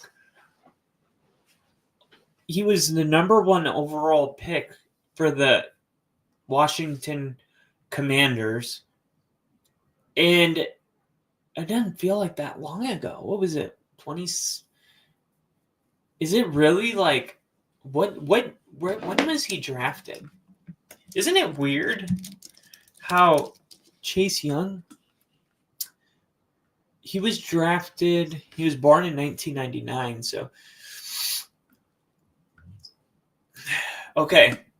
He was drafted in 2017. That's what I was thinking. Wait, no, 2020. Chase Young signed a 1-year contract. Chase Young. So 2020, I'm going to check. 2020 NFL draft. 2020, Chase Young was the number 2 overall pick right after Joe Burrow. Jeez. Let's see if there's anything, anybody that the Commanders would rather have that they could have drafted. Justin Herbert was on the clock. Isaiah Simmons, CJ. Look at that. Let's just look at the 2020 draft class and let's just see some mistakes. The Broncos taking Jerry Jeudy over CeeDee Lamb. The Broncos taking Jerry Jeudy over Justin Jefferson. The Broncos taking Jerry Jeudy over Brandon Ayuk. The Broncos taking Jerry Jeudy over Patrick Queen, Jordan Love. I'm happy. I'm so happy with Bo Nix that it's like I'm okay with how everything worked out. But man, 2020 was not the best draft class. It was not. Like if you go to 2021 and compare it, Trevor Lawrence, Kyle Pitts, whatever, Jamar Chase, Jalen Waddle, Penny Sewell, J.C. Horn, Pat Surtain, Devontae Smith, Micah Parsons, Rashawn Slater, Patrick Surtain. I said that already, but Mac Jones, Travis Etienne, 25th. He's really breaking out. A lot of people gave up on him. 2021 was no joke, but it's funny. I think every single year, the drafts have gotten better. Like 2022, Aiden Hutchinson, Trayvon Walker, Derek Stingley, Sauce Gardner, Kayvon Thibodeau, Drake London, Garrett Wilson, Chris Olave, Jameson Williams, Kyle Hamilton, Jahan Dotson, Treylon Burks, who Denver's bringing in for a private workout, Trent McDuffie, Quay Walker, Tyler Smith, Tyler Linderbaum, Jermaine Johnson. That's like you see progressively every single year, these drafts have gotten better.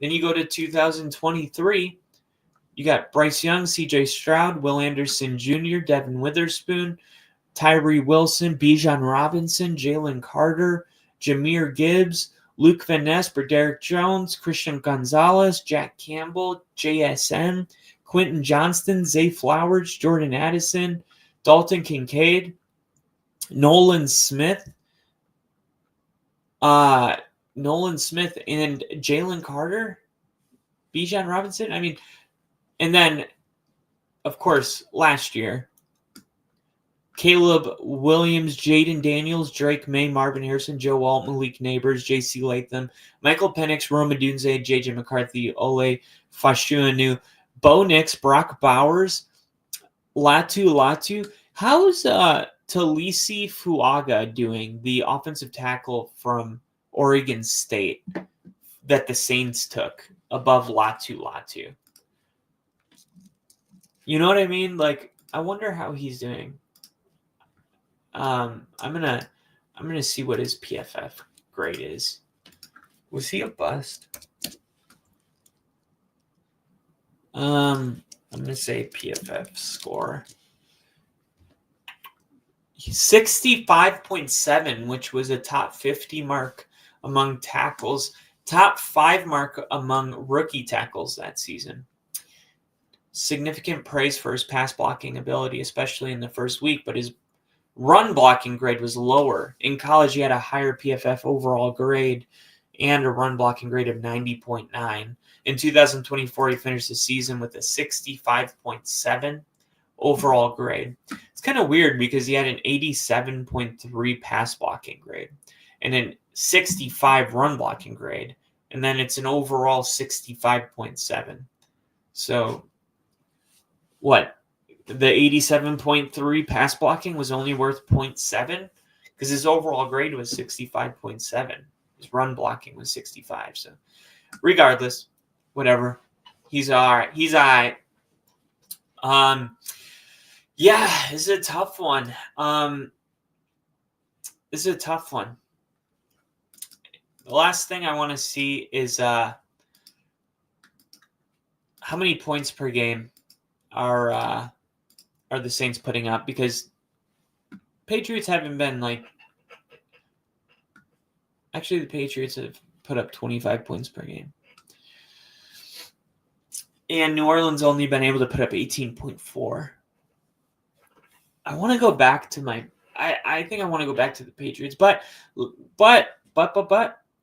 they put up almost 20 points in their last 3, and they put up 26 points last week. So maybe this is something they can build off of. I don't know. They're going to be on the road.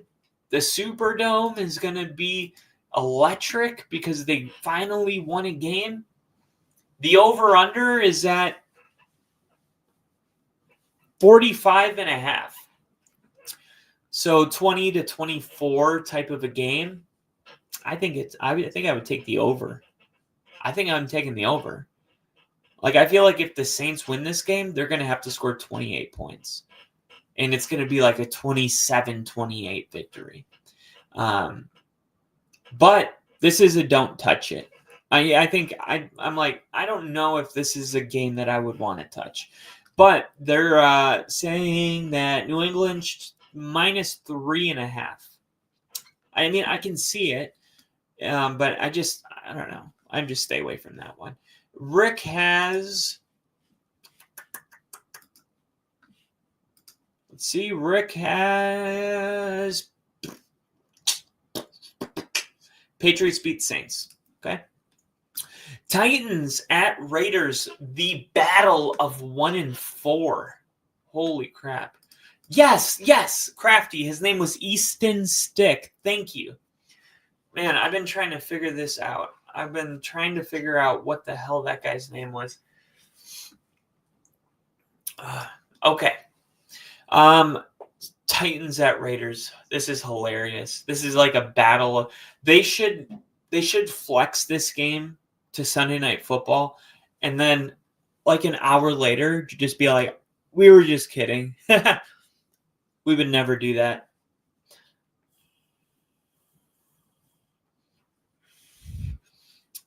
All right.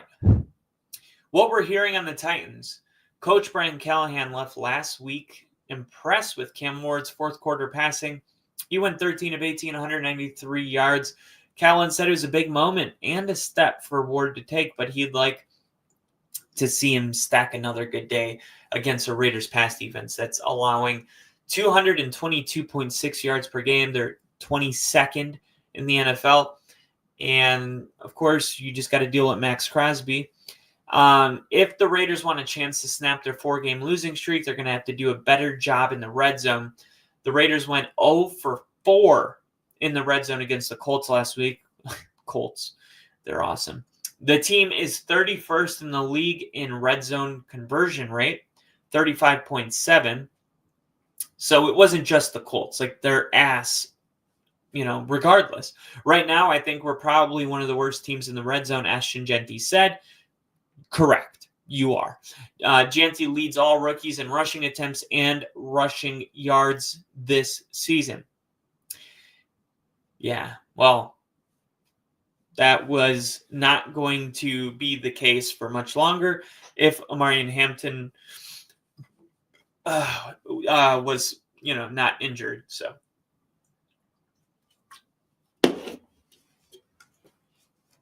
Also, RJ Harvey's starting to ramp up. I mean, if you look up yards per carry, let me show you.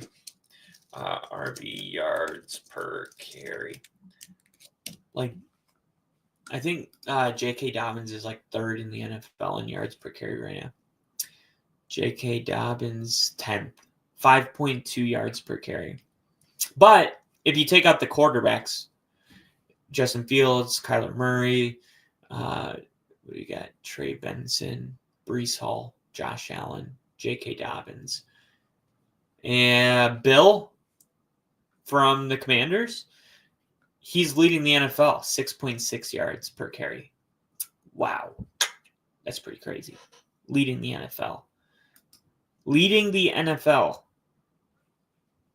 Jonathan Taylor's got 5.1. And he's getting a lot of carries, but boy, he's going to win Offensive Player of the Year. You know it. I know it. We all know it. Okay.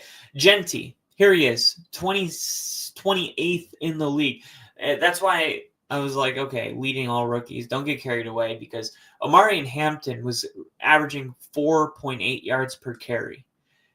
Cam Scatterbo's at 4.1. Jeanty's at 4.3. Nick Chubb's, Kendre Miller, Nick Chubb, and Jeanty are all tied at 4.3, 26, 27, 28.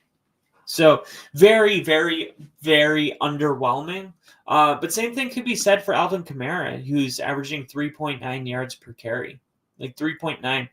And they're trying to run the football because you see that they're ranked 16th or 15th in rushing yards per game. So Kellen Moore, he's really trying to establish the run, but it's hard when your running back's not even getting you, 4 yards a carry. It's pretty bad. That's 35th. If you remove quarterbacks, it's probably like 28th. Ramondre Stevenson's worse. Trayvon Henderson is worse. That's something that's worth looking at. Trayvon Henderson and Ramondre Stevenson are 38th and 39th. And they're obviously on the same team, but they are like exactly the same. 3.7 yards per carry. So the offensive line, how many sacks has Drake May taken? How many sacks? Let me see. I want to see something really quick. Sacks. Let me see.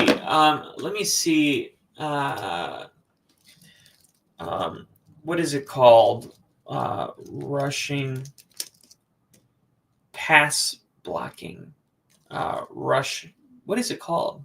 Offensive line rush blocking.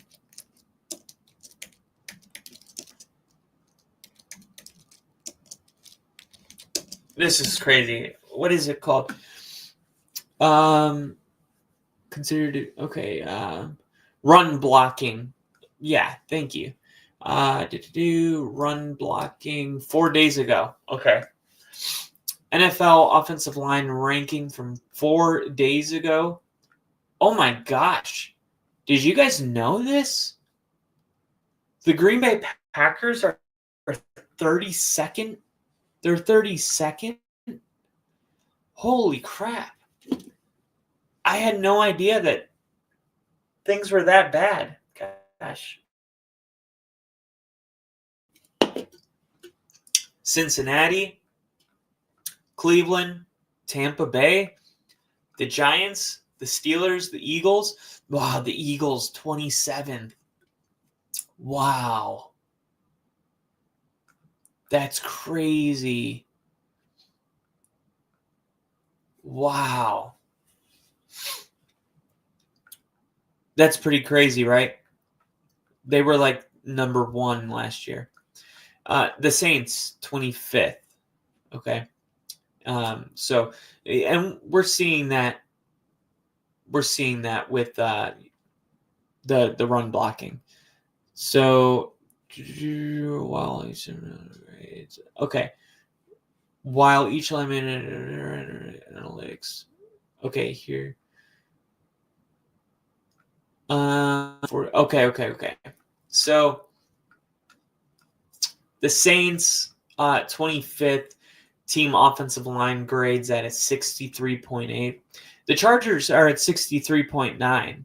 And now, like, this is the thing, is like, with Joe Alt being gone, like this offense has a serious problem.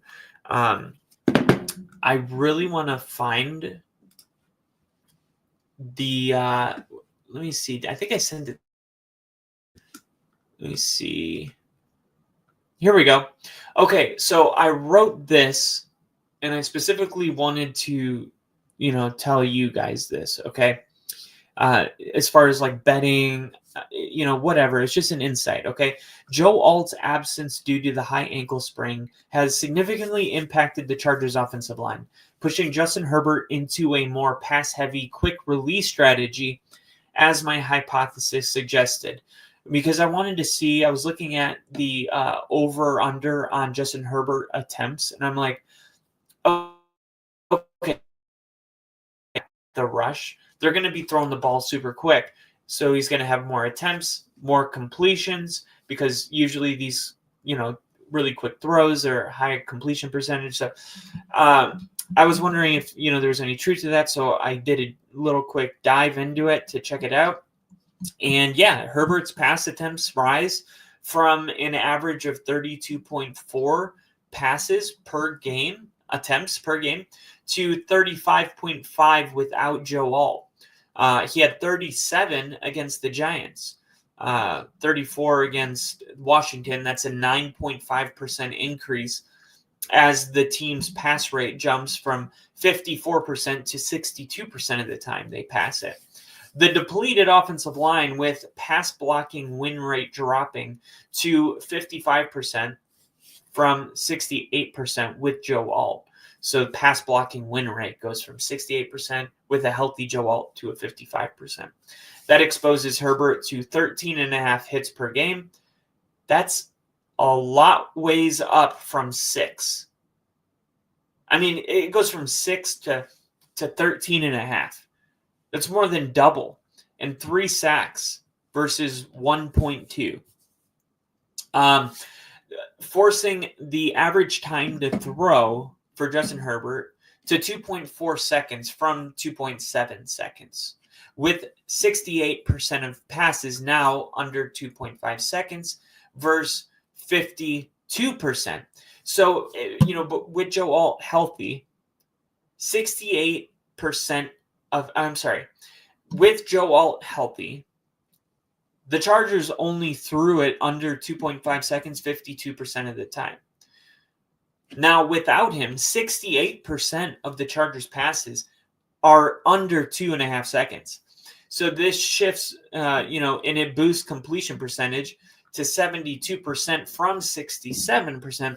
But of course, it cuts yards per attempt from 7.8 to a 5.9, reflecting a dink and dunk approach to protect Justin Herbert. And this trend aligns with league-wide patterns. Teams with sub 60% pass block win rates, like the Chargers without Alt, lean on quick passes, 65% of dropbacks, and they see a 12% increase in attempts. Though with reduced efficiency, the Titans dealing with like a very similar thing.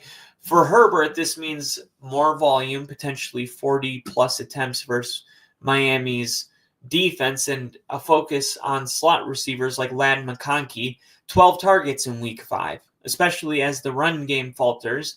Success rate down 15% without Joe Alt. The data backs my idea. A weaker offensive line drives a higher pass attempts and quick throws, setting up for a fantasy-friendly game plan for Week 6. Okay, I hope that helps somebody out there, because what this says is if you have Ladd McConkey, don't be worried about the state of the Chargers, because you're actually going to benefit massively from it.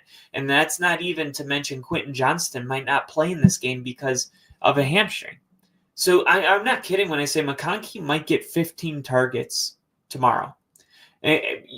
Like, we're talking 68%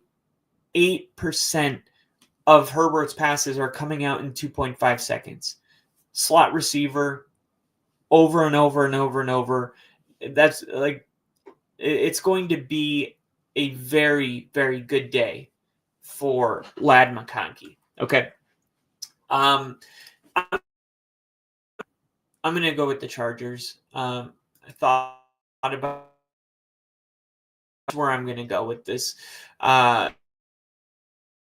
With the, who did I say? Did I go Dolphins? I think I went Dolphins. I can't remember. I'm tempting Chargers. But anyway, the Titans-Raiders game, I'm going to go with the Titans. Okay. The Raiders are at home, and, there's a chance that they can maybe get right against this Titans team. I think the Titans, it was kind of like the Saints thing. Like, you go 0-4, you get a win, you get a taste of what winning feels like, and it's like, oh, we just don't want to give that up. Like, could the Titans and Saints like that feeling so much that they're like, let's try to do this, let's run it back, let's win one more game? And are the Raiders really that good? I mean, they're terrible right now. They're absolutely, they got embarrassed against the Colts. And it's not like, they could be like, oh, well, they're definitely not going to lose this week because, because they can't, or their season's over. It's like they lost 2 games in a row going into last week, and it didn't help him at all. It's not like the Raiders can just do better. And also losing 40-6, like, is that team even together anymore? Like, are the Raiders still thinking like we're a playoff team? Or was that the type of beatdown that like I said earlier, that just, not the whole locker room's gone, but a handful of guys are going out to the club on Friday. Remember, you're in Vegas. So it's not like it's not easy to lose the locker room when you are losing by 40 points and you only have 1 win and it's week 6. So, like, at least for Tennessee, they have Cam Ward. They have a coach that feels like he's coaching for his job. There's a lot of like if I had to bet which team wants it more, it's the Titans. So I'm going to go with the Titans. The Raiders are 3.5-point favorites. I'm going to go with the Titans. And when the Titans win this game, it's going to be like, oh my God, the Raiders are so bad. They lost to the Titans. But the Raiders are bad, right. They're already bad. They're not bad because they lost to the Titans. The Titans are a really tough team. Like, I've seen the Titans. I've watched the Titans. Cam Ward throws a lot of really good balls, and his team drops them. Like, Cam Ward is going to be a good quarterback in this league. I've seen him play. Like, he's got it. When you watch him play, like, the only people that think Cam Ward was a bust are people that have watched no Titans football game. And I'm talking about watching highlights. Because a lot of the great throws he makes don't make it onto the highlight reel because they don't get caught. You got to go just watch a complete Titans game. And you tell me, I would challenge anybody to go watch a full Titans game and then come back and tell me that Cam Ward isn't the guy. He's clearly. The problem is they don't have any other guys on that team. But I'm going to go with Cam Ward finding a way to get it done. I'm going to stick with my Saints pick as well. I'm going to go with the 2 teams that were trying to find a win. They find another one. Okay. Now, wait. Did the Saints and I know the Titans won because of the interception. Did the Saints win last week? Yeah, they did, right? The Saints, who did they beat? The Saints, of course, they beat the Giants. Isn't that weird? They beat the Giants, like, bad, and the Giants just beat the crap out of the Eagles. That you can't follow the NFL that way, right? This team beat this team, so therefore this should equal this. That's just, the NFL is all about matchups, and it's about momentum and where you're at as a team in that particular moment. And that's kind of the reason I'm going with the Saints. And that's going to be the same reason I'm going with the Titans. It's a momentum thing for me. It feels good when you get a win. It feels good. The Raiders haven't felt it in a long time. The Titans, they're in a better mood this week, man. They're in a better mood. The Raiders, FPI says that they win 64% of the simulations. I don't know. I don't care. I really don't even think the AI analytics simulators. Honestly, like, it doesn't mean nothing, but it kind of does. Like, it's like, oh, that catch had a 7% chance of being completed. I'm like, yeah, but it was completed, so it has 100% chance because it was completed.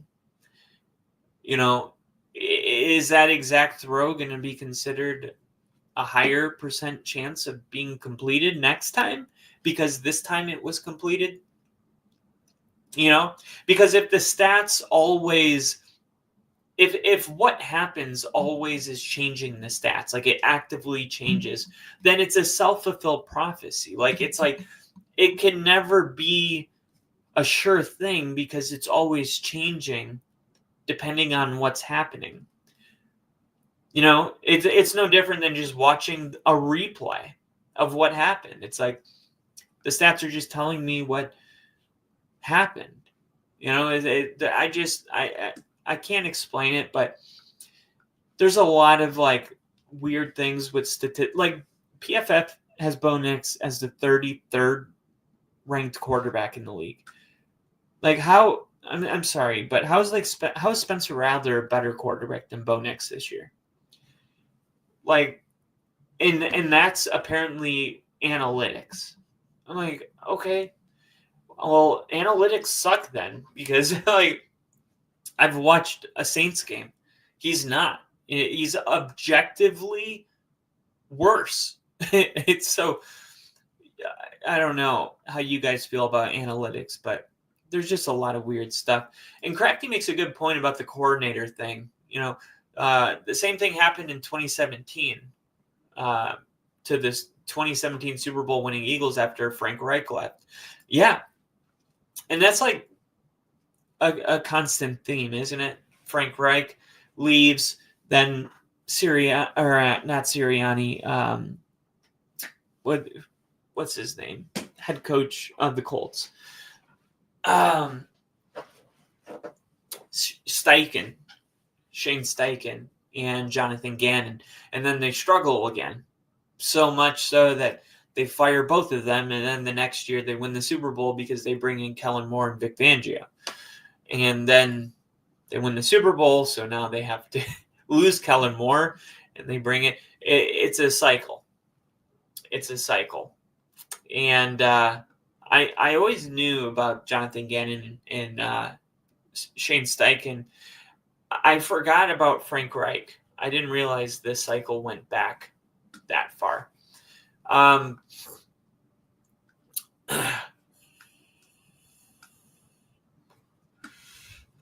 The Titans have not covered in back-to-back games since Week 1 and Week 2 of 2023. Isn't that insane? Anytime touchdown probability. Jonathan Taylor versus Arizona. Minus 900. Josh Jacobs minus.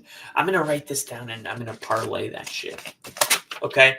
This is what the calculators say. Okay?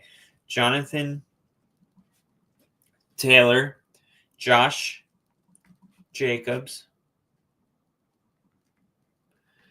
Kyren Williams.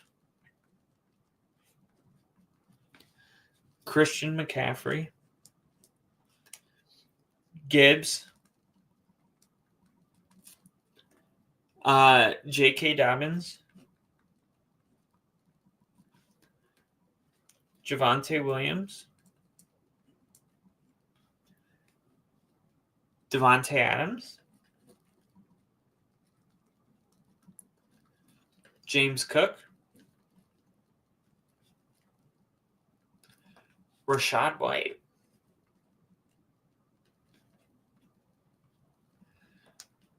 Bijan, Hurts, David Montgomery, Bill,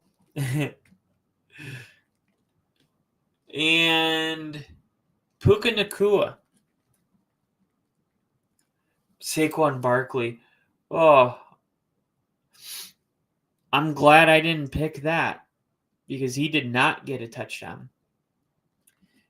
Maybe that means I should stop right there. Right there. So I'll go one above him. Puka Nacua. 1, 2, 3, 4, 5, 6, 7, 8, 9, 10, 11, 12, 13, 14, 15. That would be a 15-leg parlay. And that is the top odds according to the analytics. Hey, if that hits, I'll be an analytic guy. I'm a big analytic guy.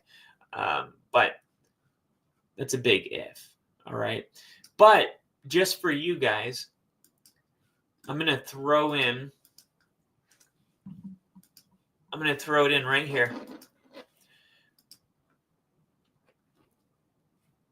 Recents.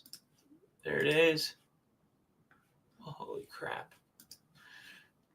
This right here is the implied odds for touchdown scoring probability. All right, and while we do that, I'm going to fly through these, okay?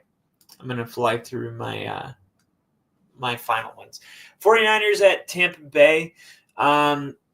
At 4-1, with each of those games decided by 5 points or fewer, the 49ers have found a way to win tight games late. So, to the Buccaneers, they haven't played a game decided by more than 6 points, and they've won 4 of them. It's kind of made it difficult to tell just how good these teams are.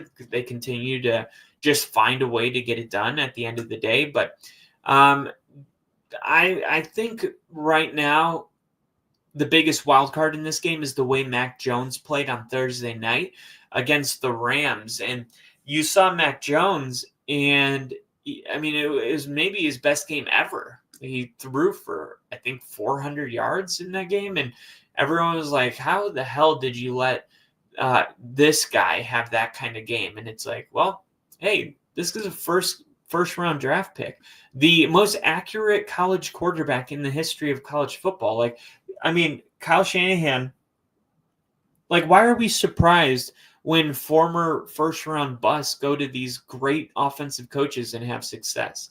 But can this be another game where he gets it done?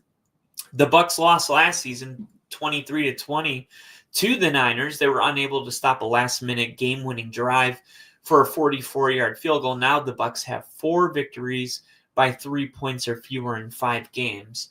The 49ers have 4 straight wins against the Buccaneers dating back to 2019. The Buccaneers defensive front ranks 11th in run stop win rate, 30.8%. The fantasy managers shouldn't worry about Christian McCaffrey. Tampa Bay has allowed the 3rd most receiving yards per game. Christian McCaffrey, 387 receiving yards, is 117 more than any other running back this season. In short, McCaffrey gets his points, but it's not going to be because of an insane rushing attack. It's going to be because a lot of PPR receiving yards. Baker Mayfield is 18-31 against the spread in his career as a favorite.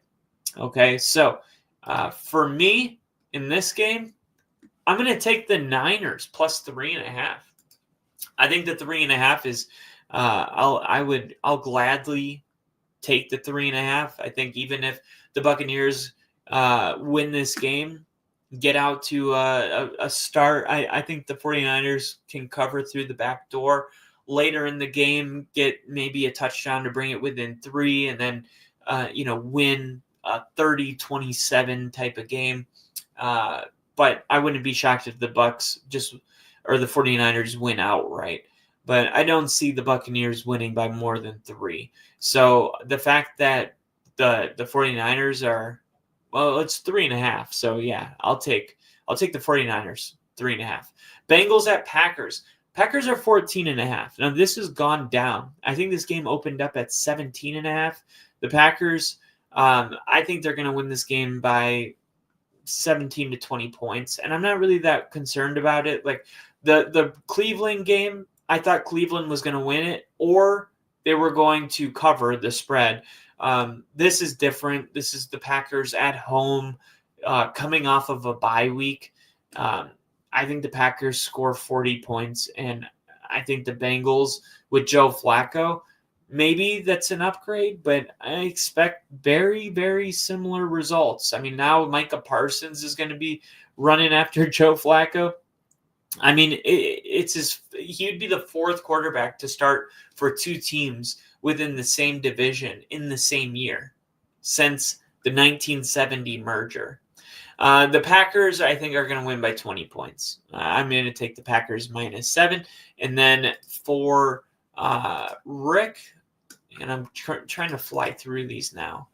I could talk about each one of these games for so long. Bengals and Joe Flacco beat the Packers by 3. Get the fuck out of here. Oh, my God. Okay, so me and Rick finally disagree. But Rick had the Titans beating the Raiders, so we both had that. 49ers beat the Bucks by 2.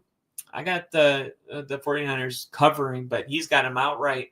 I love that. Okay, now we get to the Chiefs and the Lions.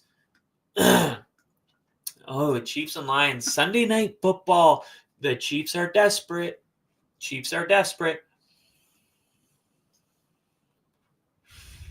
Funny enough, the Chiefs are the favorite. Why? How? Including the playoffs, Jared Goff is the only quarterback whom Mahomes has started against multiple times and has not beaten.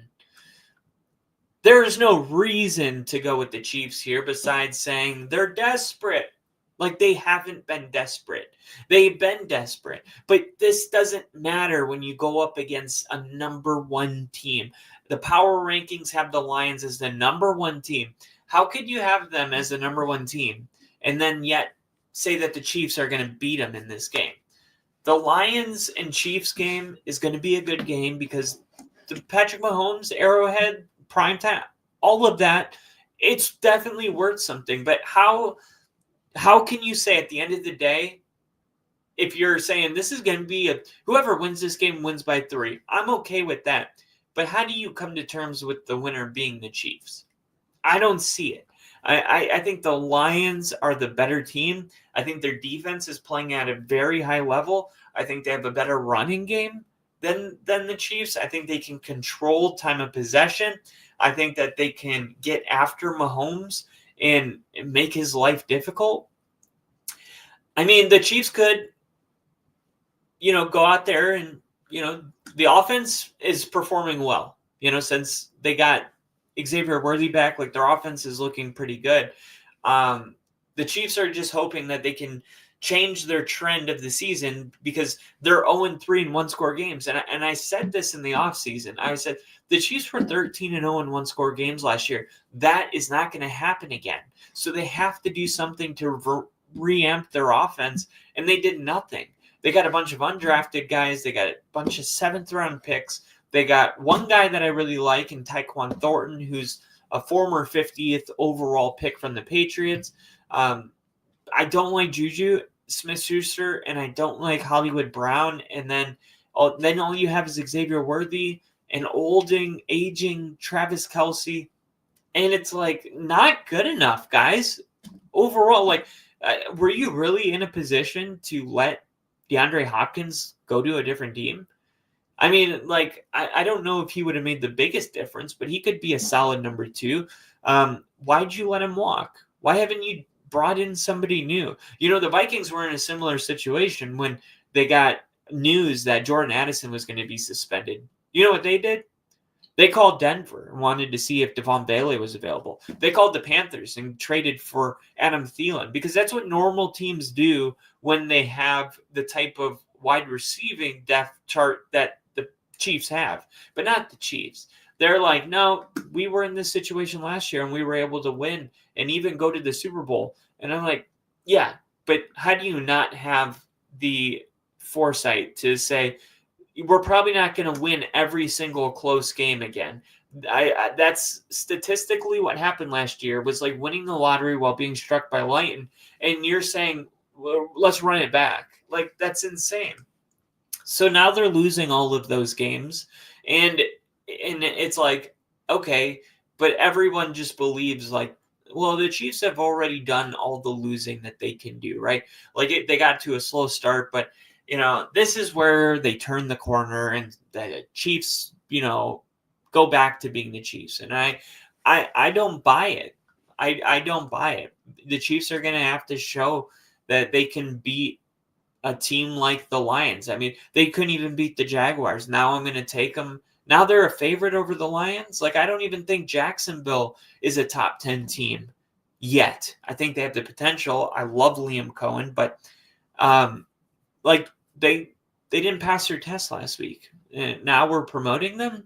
This is like that scene in Ted where he's like, after with the parsnip, and I sold the parsnip to a family with 4 small children. And he goes, I'm promoting you. That took guts. We need guts. I'm promoting you. It's you got a lot of problems, don't you? Like Kansas City being the favorite. You guys go ahead and ride that wave. It's gonna be a no for me, dog. I'm gonna ride the Detroit Lions to go 5-1. And yeah, the Chiefs need, I mean, look, Kansas City, they need this. Like, they absolutely need this one. And can that bring out, can the Chiefs win it in the end? I would not be shocked. I would not be shocked. But this is a prediction, and I'm not predicting it to happen. Now, if you told me the Chiefs win this game, I'm not like, how in the world I cannot see a scenario? Like, no. The Chiefs can win this game. Like, we know who the Chiefs are, but why would anybody be predicting it? You know, I get predicting a close game, but the Chiefs are the favorite. I just, why is that the prediction? I don't understand that. And keep in mind, Mahomes has never beaten Jared Goff, whether he was with the Rams or Detroit. Like, Jared Goff is Mahomes' daddy. Monday Night Football, we got the Bills and Falcons and the Bears and Commanders. I feel like the Bills-Falcons game is going to be close for no reason. Buffalo's a 4.5-point favorite. I'm almost tempted to go with the Falcons, but I just don't like the coaching in Atlanta. Like, they're very unstable. They're very sporadic. There's nothing that I feel confident in. So I'm going to go with the Falcons. And then with the Bears-Commanders game, I'm going to take the Commanders. The Commanders are coming off of a really big win, against the Chargers. There's the whole thing last year with the Hail Mary. That was a tipped Hail Mary. Caleb Williams was leading what would have been a game-winning drive in the final 2 minutes. And then all of a sudden the ball gets tipped up, and Tyquan Stevenson, was it Stevenson? Trayvon Stevenson, whatever. He's like waving goodbye to the Commander fans, and then the Hail Mary is like being completed behind him, and the Bears lose like that, and then it's like a meme, and it's like, oh my god, and that started like in I don't know, I think they lost every game for the rest of the year. That was like the moment. That was so. It almost feels like if the Bears are really gonna shake off who they were and like walk into a new Bears, like they have to take down the Commanders. This is like they have to beat themselves, right? It's like we have to kill the version of ourselves that does shit like that. And unless we win this game, it's going to feel like a piece of that team is always with us. Can the Bears put a knife to the throat of that guy, of that team? The type of team that does stuff like that? The type of team that can't win on the road? The type of team that wins 2 games in a row against bad teams like the Raiders, but ultimately when they go and play a real competitive team, they can't win it? Who are the Bears? Because this is a game on primetime television for the Bears to show us who they are. And for the Commanders, the expectations were a lot higher than what we've seen so far. So the Commanders are going to have to also show us something. But I'm not so sure if the Bears win this game that it's going to be like, oh, the Bears are a contender because they beat the Commanders. Like the Commanders, I don't know how to feel about them yet. They haven't. I mean, we need to see more Jaden Daniels. Okay, the pregame storyline is going to be Jaden Daniels and the Hail Mary, and it'll be Washington's run game that makes the difference in this game. See, Washington is leading the NFL with 156 rushing yards per game and 5.9 yards per carry, which I mentioned earlier with Bill.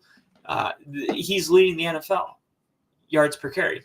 Chicago's 31st in rushing yards allowed per game. Chicago's giving up 165 rushing yards per game. That's incredible in a bad way. He's going to be running the football a lot in this game. Okay. He started to emerge, Bill, with a career best 111 games in week 5. He just has to keep working to become a complete back. But since day one, he touches the ball. He does good things, Cliff Kingsbury said. This is the first starting quarterback matchup in Monday Night Football history between the two top picks from the same draft class. Williams was number 1. Jaden was number 2. And now it's like, I mean, I always said Jaden was my number 1. And I tried to sell Rick on it, and he was like all in on the Caleb thing. There was like no talking him out of the Caleb thing. I didn't like Caleb the way he liked Caleb, and I don't even think Caleb's a bad quarterback. I'm just not impressed with him. You know, like once in a while he makes a really cool throw. He's got great arm talent. But overall, like I don't feel the way I feel when like Jaden Daniels takes the field, when even Nix and Drake May take the field. Now, can Caleb Williams like over time change the way that we feel about him? Maybe. But this is a game where it's like Caleb goes out there and beats Jaden Daniels. It's like, I'm the number 1 pick for a reason. This is why. Because I'm going to remind you, I'm going to outplay you. I'm going to outplay you in your home and let all of your fans know if you were picking number 1 overall, you would have picked me too. And this is why. Or he's going to get beat bad by Jaden Daniels, and everyone's going to be like, oh my gosh, imagine if the Bears picked Jaden Daniels, where they would be right now. This is a game that's going to be emotional no matter what happens. There's going to be some twist of this no matter what. So I'm excited for it. The Broncos are playing in 6 hours, so I'm going to get out of here and go to bed. But you guys, I really enjoyed this. We got a lot more football to talk about, but tomorrow we'll talk about it during the football game. I'll be streaming the Broncos game. I am so pumped to see you guys in the chat. Thank you guys for watching. As always, hit that sub button, hit the like, hit the follow, hit the, I think that's it. Hit the spot. And I will see you guys on the next stream, which will be in literally 6 hours. You guys are the best, as always. Rest in peace, Bill. See ya.